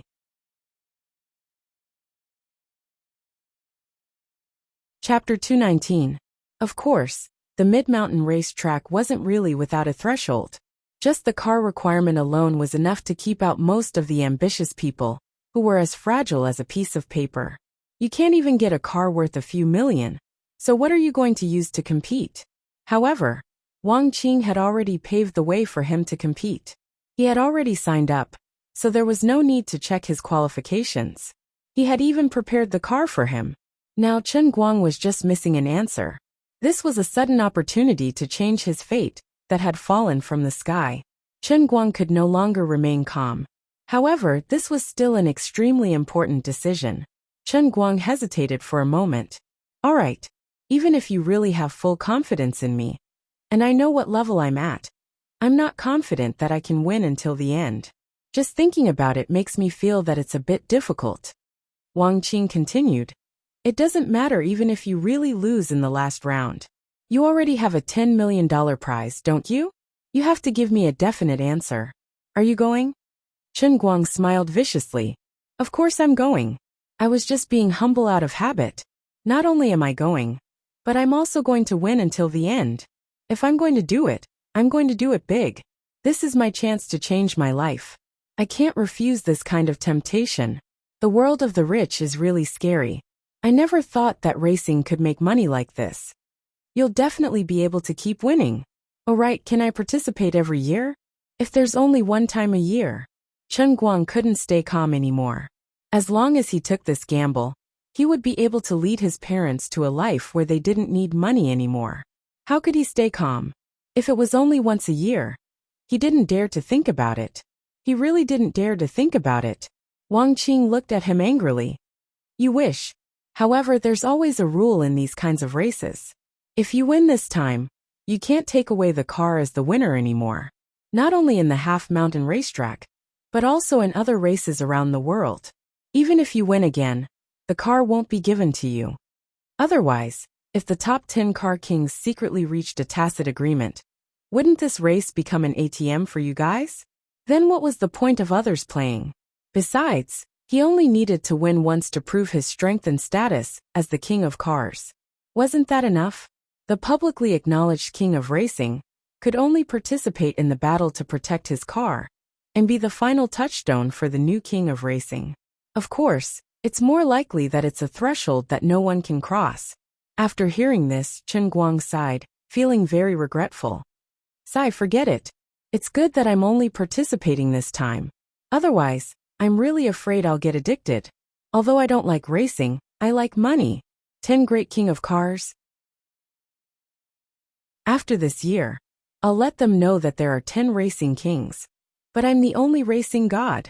Chen Guang stood up with lofty sentiments. Through the training of the world in a cup, Chen Guang became the best English speaker in the world. Well, no one would take it seriously even if he told them about it. Even he himself could not understand it. The world's best English speaker? Full of Chinibu aura. He had also become the best Dota player in the world. Well, the terrible sequelae had prevented him from reaching the third set. And from time to time, Jiang Luhua would appear out of nowhere and hit him in the head with a stick. He had the ability of a great god, but it couldn't last long. He had also become the best sharpener in the world. Forget that tragedy. Then this time, he finally decided that even if it was just a momentary brilliance, he would show another skill he had mastered to the world. Taking advantage of this once-in-a-lifetime opportunity, he wanted to tell the world that he was the best racing person in the world. Even if it was just a momentary brilliance, it would still be dazzling. He would change his fate in one fell swoop. From now on, he would no longer be a poor man. His ambition was gradually ignited, and his blood could no longer cool. About half an hour later, the 3 million that Wang Qing had lent was transferred into Chen Guoli's bank card. As for Chen Guang himself, he had already set off for the airport. He didn't want to tell Chen Guoli what he was going to do, so he only asked Tang Ying to help pick up the donor, according to the original plan. He would give the donor a price of 4 million. For the sake of his mother's illness, Chen Guang was willing to pay any amount of money. The kidney was in someone else's body, and he wanted to take it from someone else to save his mother's illness. Chen Guang didn't think it was shameful for the donor to ask for such an exorbitant price. On the contrary, he was grateful to the other party. It wasn't a strand of hair or a finger. It was a kidney. The hateful one was the guy who had interfered. You're rich, right? 3 million, right? I'll slap you to death with 4 million. Let's see how rich you are. Chen Guang wasn't even worried that the other party would continue to raise the price. Since he was going to participate in the competition, he had to have the determination and courage to succeed or die trying. As long as he could win in the end, 4 million wasn't a big deal. He could even afford 5 or 6 million. As long as the problem could be solved with money, it wouldn't be a problem. He had used the power of fate to make a perfectly compatible kidney appear in his mother's life. How could he let anything happen to it because of money? As long as he was sure that he could pay back the money as soon as possible, he would dare to be thick-skinned and borrow money from anyone. I'll pay it back in a few days. I won't fall so easily. No one can take my mother's life away from me. After parking the car in the parking lot of the Wujing airport, Chen Guang quietly leaned against the driver's seat, still waiting for Lu Fei.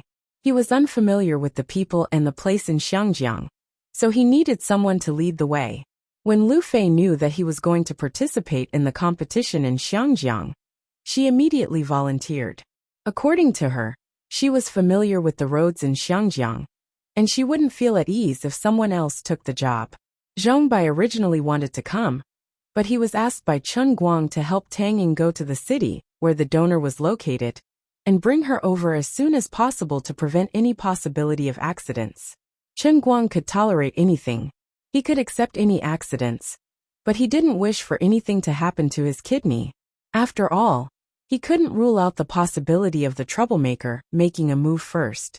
Thus, he decided to let Zhong Bai, who had nothing better to do, make a move. Anyway, he owed a favor, and there was no need to worry about the debt. He could pay it back slowly. As for the final exam that would follow in 2 or 3 days, Chen Guang could only give up and wait for the makeup exam at the start of the next semester. Since he wanted to give up the exam, he should call teacher Zhua and ask for leave. Anyway, the plane would leave at about 10:40, and Lu Fei would take a while to arrive. Chen Guang dialed Zhuo Jingxi's number. It was already 9:30 at night. Zhuo Jingxi seemed to have gone to bed, and there was a hint of laziness in her voice.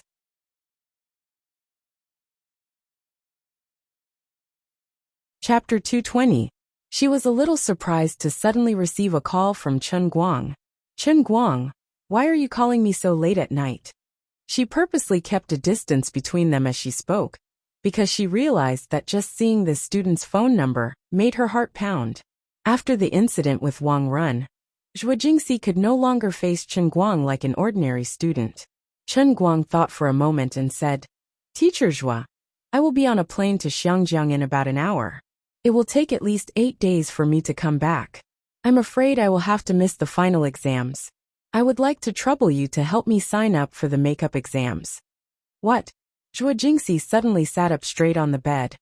There are still 4 compulsory courses, including physics and chemistry. How can you miss the exams just because you say so? What are you going to Xiangjiang for? Chen Guang was silent for a moment before continuing.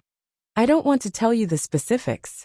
In short, as long as it doesn't break the law, I have to go. This is very important. It's related to my mother's treatment fees. Chen Guang, don't do anything rash. Recently, I've been discussing with Sun Xiaoxuan about donating to you. We can gather at least 100,000 yuan if we call for help in the academy. As Zhuo Jingxi spoke, she agitatedly stood up from the bed and paced around the room in a panic. She didn't even care about the cold night wind blowing through the gaps in her silk pajamas and into her body, making her feel cold all over. Chen Guang smiled bitterly. Sun Xiaoxuan was like this. She always liked to hide her concern for you until the moment she showed it to you. Thank you, Teacher Zhua. Please thank Sun Xiaoxuan for me too. But it's not enough. It's really not enough. The amount is too much. Besides, the person who's sick isn't me, it's my mother.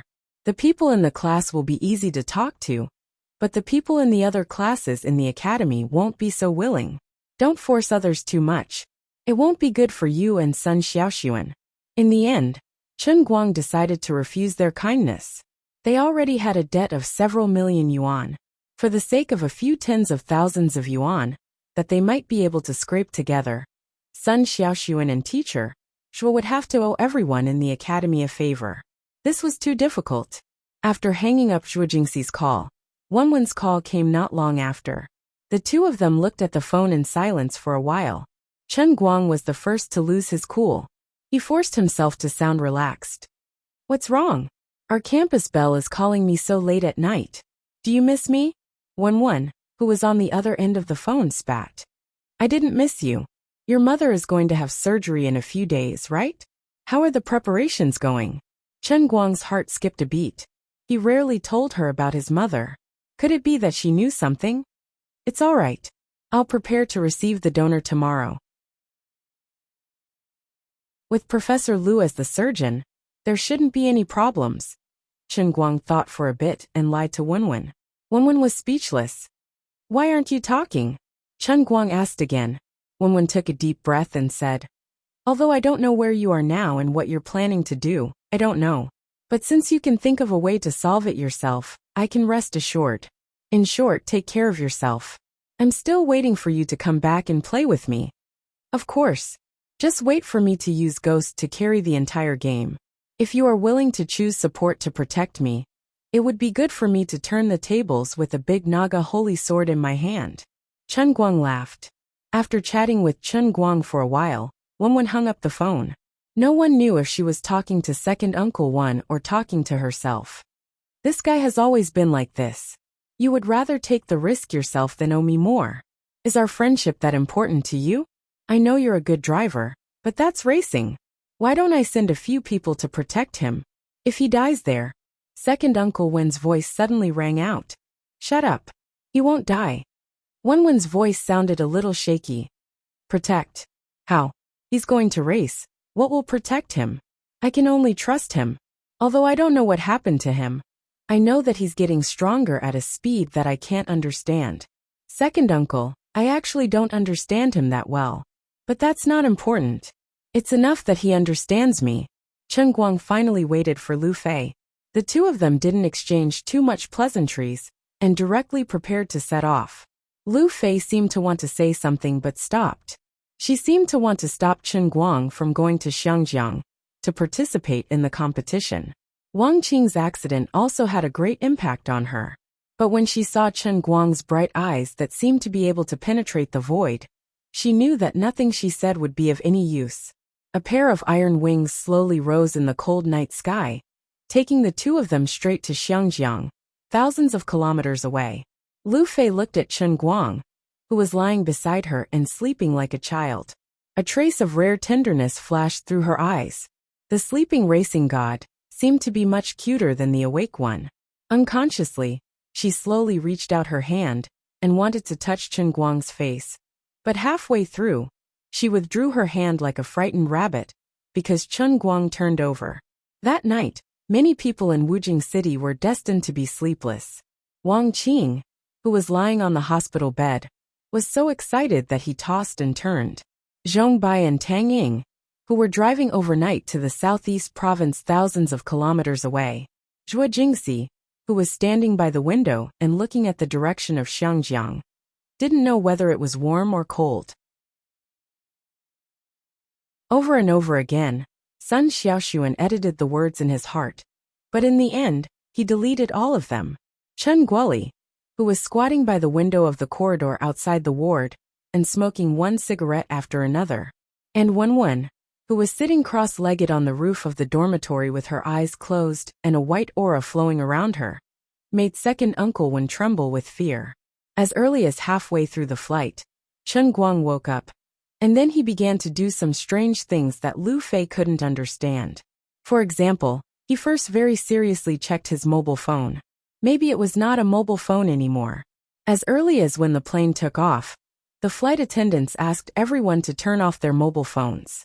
At that time, Chen Guang suddenly realized something, and then he took out his mobile phone and began to disassemble it on the spot. The mobile phone body, the back cover, the battery, and the SIM card were disassembled one by one, and then put into different trouser pockets. The flight attendants thought that he was deliberately making trouble, and looked at him with a hidden bitterness in their eyes. Chen Guang didn't explain to anyone, but just shrugged his shoulders mysteriously.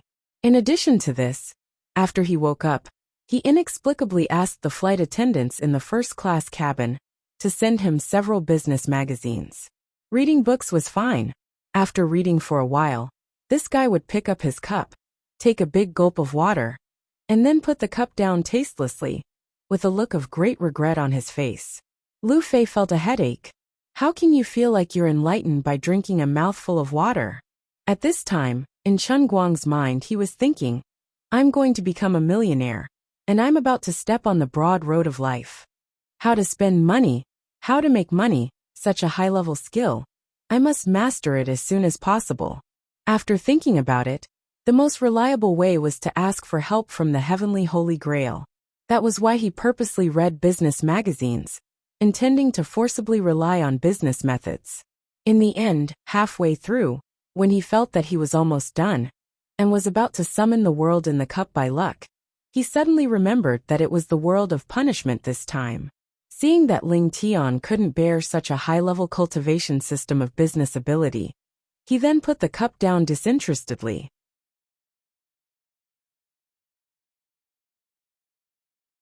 Chapter 221. Brother Chen Guang, don't tell me you're nervous because you're going to participate in the car racing competition? There's no need to. As long as you perform normally, no one can outrun you. Lu Fei couldn't stand it anymore and asked. Chen Guang turned his head abruptly and looked straight at her. No. I'm just thinking, after I earn this sum of money, what should I do to make more money as soon as possible, so that I can become a super rich like you and Zhong Bai's family? You're not nervous at all. You're reading business magazines now because you're already thinking about how to spend this money. You haven't even seen your own car, and you're already thinking about spending money, doing business. Lu Fei, who was traumatized, only replied with these 3 words. What you said makes sense, but it's the same as saying nothing. Lu Fei snorted. Just like that day when you pretended to teach me the real thing, but ended up running back to school at 80 miles per hour. This was retribution in one's life.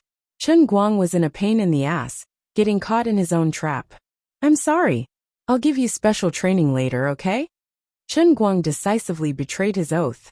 Lu Fei looked him up and down. I heard that someone swore not to teach people to race anymore. Lu Fei dealt a fatal blow to Chen Guang. Chen Guang shrugged forcefully. Don't mind the details, oaths are meant to be broken. I always feel that you're trying to deceive people and trick me. Fine, even if you don't lie, I don't want to learn anymore. Recently, Wang Qing got into trouble, and he wasn't the only one affected. I don't want to race anymore. Just because I like racing doesn't mean I have to race myself. And not many fans watching the World Cup really know how to play football. Lu Fei dealt a fatal blow to Chen Guang. KO. Fine, you win. Lord Guang announced his surrender. I'm just kidding. Lu Fei laughed heartily. She had finally taken revenge for being tricked by him back then. She stretched out her long fingers and poked Chen Guang's shoulder fiercely.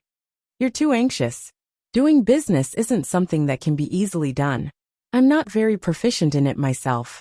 If you really want to learn, you can come work for me after a while and start learning slowly from the beginning. The way of doing business is profound. What I'm most afraid of is being dragged along without any investment. This bit of money of yours will be squandered away in minutes. Chen Guang pursed his lips. I don't believe it. I'm a genius. I learn everything quickly. I heard that you know Tang Ying's younger brother Tang Xiaokai. Lu Fei suddenly asked. Chen Guang nodded. We've met once. Why did you suddenly mention that young man? He's a genius, right? He's only 24 years old, but he's already the helmsman of several companies and has a net worth of billions. Chen Guang nodded. I admit brother Xiaokai is a genius. Lu Fei blinked her eyes and looked at Chen Guang with a smile. He probably started learning to do business when he was about 20 years old. Do you know how much money he lost in his first year? I don't know. Lu Fei held up 3 fingers. 3 million? Lu Fei shook her head. 30 million? She continued to shake her head. Chen Guang began to lose his composure. 300 million? US dollars.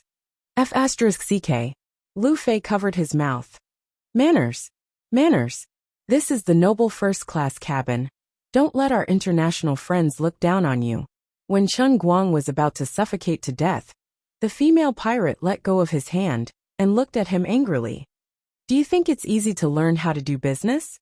Wasn't that a lesson that was learned by throwing money at them? Tang Xiaokai had also lost $300 million in the first year. In the second year, he had worked hard to raise funds, and it hadn't been easy for him to raise another 100 million. Taking advantage of the turbulent financial market in the past few years, he had finally switched from finance to real estate and actually controlled several companies. That was how he had managed to reach his current scale. You want to be rich with this little bit of money? Chen Guang touched his face and thought to himself, I have a tiger in my heart, but I can't let it out to bite people. This is the biggest stumbling block in front of me, okay? However, Lu Fei's idea was good. Things should be done step by step. He could really consider working for her later. Although he didn't know what she did, she seemed to be very capable. If I work for you, you won't make things difficult for me, right? Lu Fei smiled wickedly. No, I'll let you be my secretary. If there's something, a secretary will do it. If there's nothing, shut up. Don't ruin your glorious image in my heart. As the two rambled and ridiculed each other, they finally arrived at Xiangjiang. It was about 4:30 in the afternoon, only 3.5 hours before the official race in the evening. After arriving in Xiangjiang, Lu Fei had arranged a car in advance and sent them directly to a modification factory near the mountain track, where Wang Qing's masterpiece was waiting for Chen Guang. Placed in the most conspicuous position in the indoor parking lot of the modification factory was a bright Nissan GTR, painted completely with black matte paint. It quietly stopped there, like a dull and bloodthirsty beast. On the surface, it looked just like a sports GTR, but just by looking at its price, it was obvious that it had been reborn. Whether it was the engine, the powertrain system, or even the steering control, every part related to performance was no longer the original. This was a mechanical monster that could erupt with a tsunami-like charge at any time.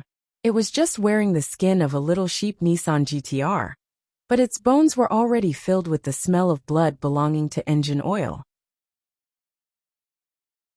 Holding back his excitement, Chen Guang walked around the car with a smile, reaching out to touch the matte paint on the car from time to time. In the next 7 days, he would fight side by side with it and create a legend that only belonged to him. Obviously, Wang Qing had an inexplicable preference for the Nissan GTR. Chen Guang secretly thought that it was because he was not proficient in the ejection start that ultimately led to the tragedy of rushing off the cliff. This must be the case. Like me, I'm so smooth, a mere ejection start is nothing. Lu Fei, what is this button for? Why haven't I seen it on the previous cars? Nos. With my English level, I can't even recognize what this word is. The two ran on the test track. Chen Guang turned his head and asked Lu Fei, who was sitting in the passenger seat, curiously looking at the red button in front of him. Don't panic. I'm the god of racing. What's there to be afraid of? Do you think I can fly? Don't press it. This is a nitrogen acceleration system. It can really fly. Before he finished speaking, there was a loud bang from the back of the GTR, and the whole car suddenly accelerated. The strong push made Lu Fei feel like her neck was about to be broken. Lu Fei's head was tightly pressed against the back of the passenger seat, her face pale, and she screamed in shock, clutching the handle above her head tightly. Although she also knew how to race, she had never tried something as crazy as a nitrogen acceleration system. She was completely stunned. If she had known that Wang Qing had installed the NOS on the magically modified car, she would not have gotten in no matter what, and Chen Guang would not have been able to get in the car. He would have dismantled it first. Chen Guang was also stunned. At that moment, he suddenly remembered that many years ago, when he was still a teenager playing single-player games. Alright, 2 years ago he played Need for Speed. There was such a thing in it. In real life, he had never really seen anyone install such a thing in a car. He only knew that when playing Need for Speed, once the NOS system was pressed, the acceleration effect would be too explosive, and the entire scene would turn into fog. Today it did not seem to be much better. Before accelerating, he was already close to 200 kilometers per hour. In just a few seconds, he had crossed 250 kilometers per hour and was heading towards 300 kilometers per hour. There was a big curve in front of him. Fortunately, his dynamic vision had been tested by the 400 kilometers per hour magically modified Alto in the Racing God training ground. After a short moment of shock, he quickly recovered. He released the button, lightly hit the brake, and began to turn the steering wheel. Hit the accelerator. Start drifting. The magically modified GTR pulled a big curve on the test track, and the friction between the wheels and the track caused thick smoke to fill the air. The rear of the car lightly brushed against the track's guardrail, and then it swung along the edge of the track in a beautiful big arc. Good, it floated past unscathed. Finally, when Chen Guang stopped the car, Lu Fei took deep breaths one after another, and her soul was about to leave her body. Awesome! Beside her, Chen Guang suddenly burst out with such a word. Her eyes darkened, and she almost fainted. Oh no, this thing definitely couldn't be dismantled.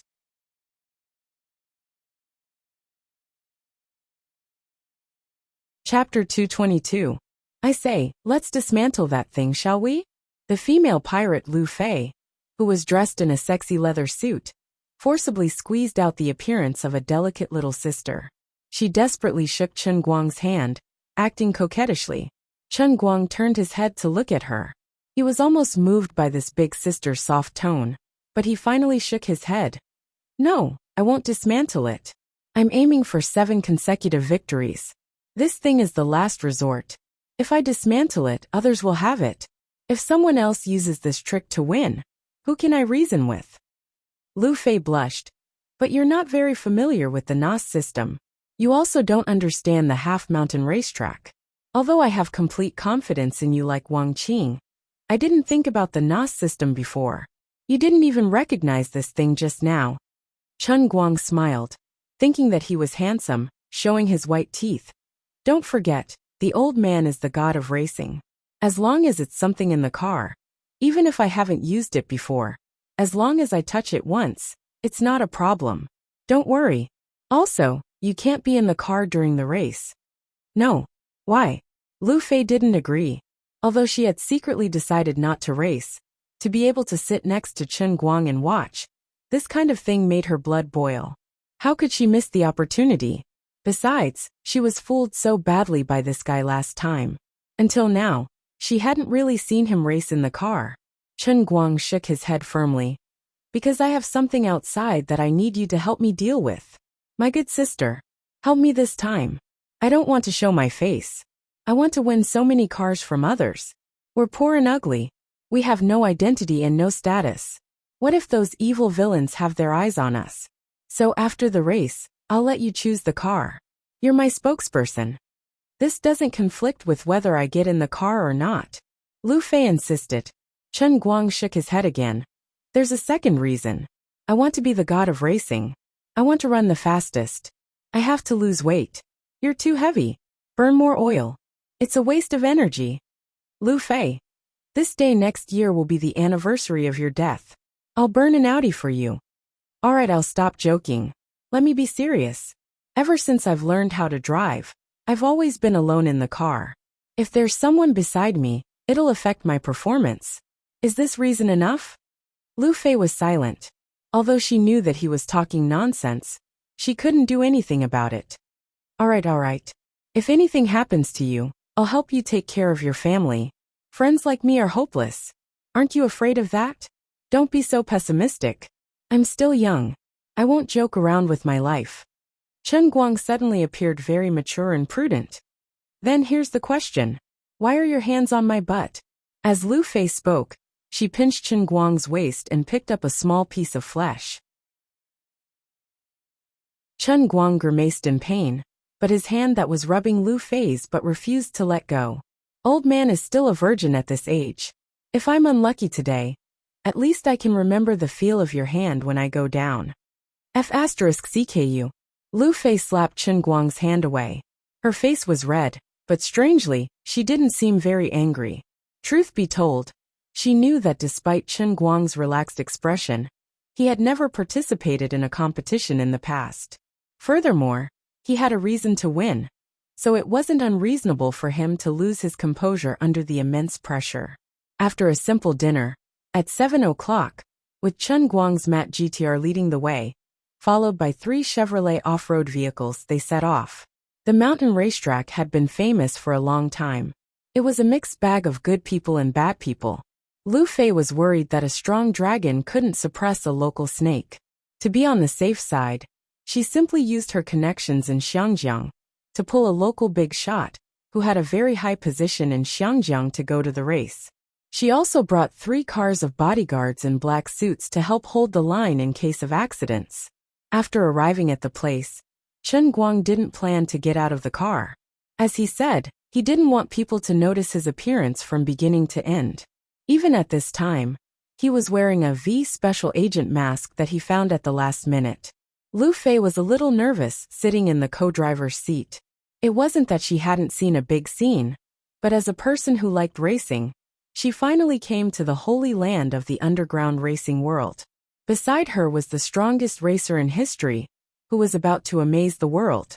When she thought that she was about to become a witness, and one of the creators of a legend, she couldn't suppress her excitement. It was not even 8 o'clock at this time, but the sky had gradually darkened. The sun had already set, leaving only a scarlet afterglow shining on the horizon. When the afterglow was completely dark, it announced the official start of the annual mountain racing competition. The mountain racing track was indeed full of demons. The huge parking lot was several times larger than the parking lot of Fengquan Mountain. As far as the eye could see, all kinds of expensive luxury cars and supercars were listed. Among the people coming and going, there were strangely dressed young men. There were also businessmen in suits and leather shoes who were unrestrained. And there were also cold-faced bodyguards in tight clothes. What this place didn't lack the least were racers who wore revealing clothes and walked around alluringly. But the most sought after were the racers who arrogantly and impudently sat on the roof of their cars and loudly proclaimed how they were going to kill everyone tonight. This was the holy land of racing. No matter how rich or powerful you were outside, in this place, driving skills were the most important measure of status in the Jianghu. Any officially registered racer would be surrounded by at least a few beautiful girls. These racers, whose adrenaline was already running out of control, talked loudly with others while smugly groping the bodies of the racers next to them. Some of them even put their hands into the girls' necklines in front of everyone. Not only did the girls not make a fuss, but they only smiled and twisted their bodies, which further stimulated the crazy hormones of these people. The first-generation Xinguang master expressed extreme envy. If it wasn't for the fact that he had made up his mind to hide his face from the very beginning, and not let these extraordinary fellows remember or recognize his identity, he would have jumped out and yelled, "Damn it! I'm the one who is the most arrogant. At least give me 2 girls." He felt sorry for himself. What a loss! No way. I can't admit my loss. They haven't started the race yet, and there are already girls touching me. I can't lose in terms of aura at the beginning. He turned his attention to Lu Fei beside him. To be honest, although those racer girls all wore heavy makeup, when it came to appearance, the female pirate Lu Fei beside him, even if she didn't have any makeup on, she would still be better than all the racer girls. After all, she was a full-score goddess, and not something those vulgar girls could compare with. Today, Lu Fei was still wearing a short leather jacket, and the thin leather pants on her lower body revealed her slender thighs. It really made Chen Guang drool. When Chen Guang turned his head over, Lu Fei also turned her head over at the same time. Through the mask of the special forces, the two of them looked at each other. Chen Guang's brain was spinning wildly, and he had an idea in an instant. Although my acting skills are terrible, I have a mask now. He deliberately increased his breathing, and the breath that came out of his mouth blew hard on the mask, making a whirring sound. From his eyes, Lu Fei saw a touch of madness that only belonged to a beast. She knew that Chen Guang was infected by the atmosphere of this place. He was no longer a bystander, but was about to really participate in it. In fact, Lu Fei herself was not much better. Humans were such strange creatures. When she was in such a crazy and unrestrained environment, and the man sitting next to her was a man she didn't hate, and even admired. Even Lu Fei easily let down her guard. She grinned. What's wrong? Do you want to touch something?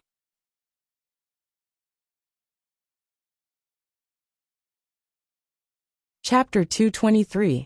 Chen Guang's eyes lit up. He tilted his head and looked at her with a burning gaze. Can I? Lu Fei turned her head to look outside again. Colorful smoke filled the air and covered the sky. Under the bright lights, men and women with torn masks intertwined with each other. The huge parking lot was filled with a decadent atmosphere that stirred up people's hearts. Racing had always been something that required passion and hot blood. Women could also arouse men's desire and craziness. Women, on the other hand, were fiercely attacked by hormones and smoke, and gradually became seductive. Those racing girls shuttled through the crowd like butterflies. Perhaps it was because of this or that in their hearts, and their usual self-indulgence, that they were so presumptuous. Lu Fei, whose status was originally not equal to these people, still couldn't help but be influenced by these beautiful women of the same sex. If they were so indulgent, why couldn't I? Letting him touch them wouldn't hurt a piece of flesh, and no one would know what happened in this car. Lu Fei's courage gradually grew, and her breathing became heavy. She tilted her oval face slightly, and stared at Chen Guang with a pair of beautiful starry eyes. She said softly, "If you also need this kind of stimulation to stimulate the blood in your heart, if it helps you in racing, then you can." Chen Guang was also excited. He had long been envious of the other racers who were surrounded by women. He would be a bastard if he didn't take advantage of the situation. His goal was so clear. He stretched out his left hand and went straight for Lu Fei's perky chest. Wait! It can't be here. At the last moment, Lu Fei still flinched a little. She fiercely grabbed Chen Guang's left hand that was stretched out. Chen Guang couldn't hide his disappointment. His disappointed eyes pierced Lu Fei's heart through the mask of the special agent team. But Lu Fei's face was red, and she smiled decisively. She pressed Chen Guang's hand down, lifted her but slightly, and cushioned his hand. Here. Chen Guang was overjoyed. He exerted force with his left hand, and felt the amazing elasticity and fullness. Lu Fei let out a delicate moan. Oh, she didn't know what was wrong with her today. She only had a vague thought. I've been a good person to the inn this time. Not only did I escort him, but I also personally brought him to the dining table. I am simply a great man. She tried hard to suppress the strange emotions in her heart, and turned to look at Chen Guang. Suppressing her trembling voice, she said, "If you don't give me the title of Car King, I won't forgive you." 15 minutes, a whole 15 minutes later. Finally, it was Chen Guang's turn to fight in the second group. His demonic claws never stopped for even a second. This fellow really didn't hold back. My right butt is almost swollen from your pinching. In between, he even tried to pull his hand up a few times, and then tried to squeeze in through the gap of the leather pants. I absolutely cannot allow it. Lu Fei let out a long sigh of relief, and turned to look at Chen Guang's pants that were about to burst. She almost laughed out loud. She didn't know where she got the courage from, but she stretched out her finger and gave the tent a hard flick. Ouch! Chen Guang yelled as he retracted his hand. Ouch! On the other side, Lu Fei had already taken the opportunity to open the car door. She turned to look at Chen Guang and smiled. Get ready to go, my car god. Let's win the first battle a little better, right? As she spoke, her plump chest heaved up and down crazily, like a sailboat floating on the waves. Her face was flushed with excitement, and her breathing was extremely heavy. It was unknown whether it was because of Chen Guang, or because she was completely immersed in the crazy atmosphere outside. Adjusting the mask on his face, Chen Guang suppressed the excitement in his heart.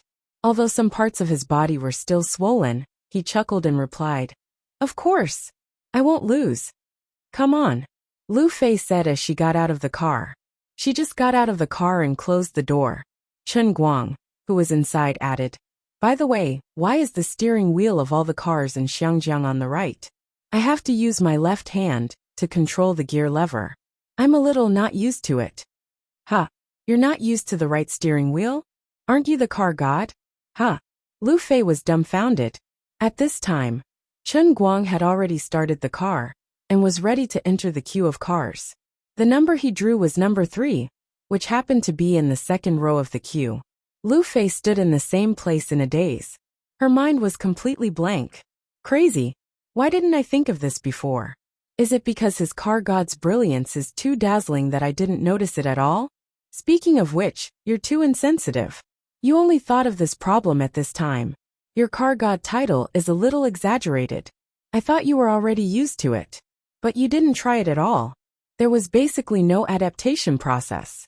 It was just the few minutes on the test track when he first arrived, and the 3 kilometers from the modification factory to here.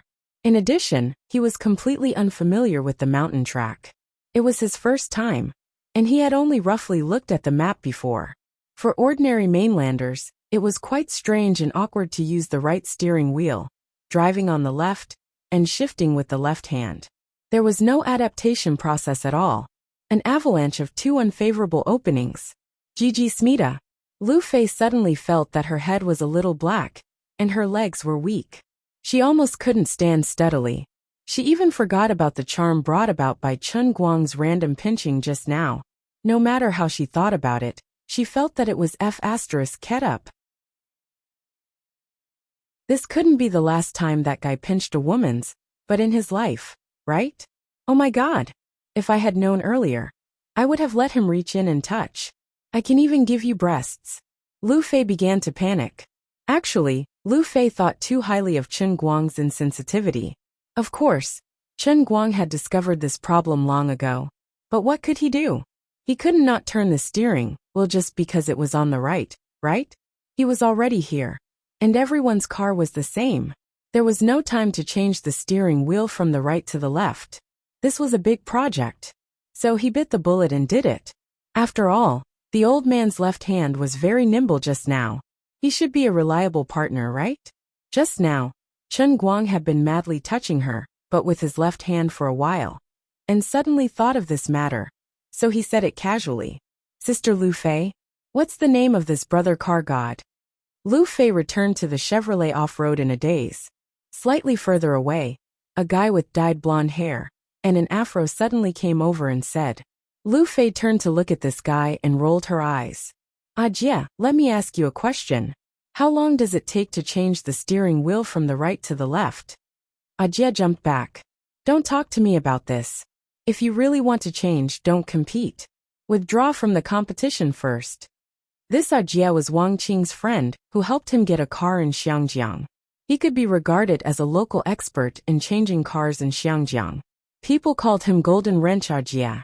However, Lu Fei always felt that since he was from a barber shop, it was more appropriate to call him Golden Scissors. There was a very famous haircut in Wujing City called Jia. Then it seems that there's really no other way. God bless. Don't ask my brother car god what's his name. He doesn't want people to know his true identity. Lu Fei sighed deeply. You're tuning in to the Li Mei's Sword of Destiny YouTube channel. We're so grateful for your support. And don't forget to subscribe to join us on this incredible journey. through captivating stories. Your generosity through donations truly makes a world of difference, as it's the primary source of revenue that allows me to expand and enhance this channel for you. Thank you from the bottom of my heart for being a part of this adventure.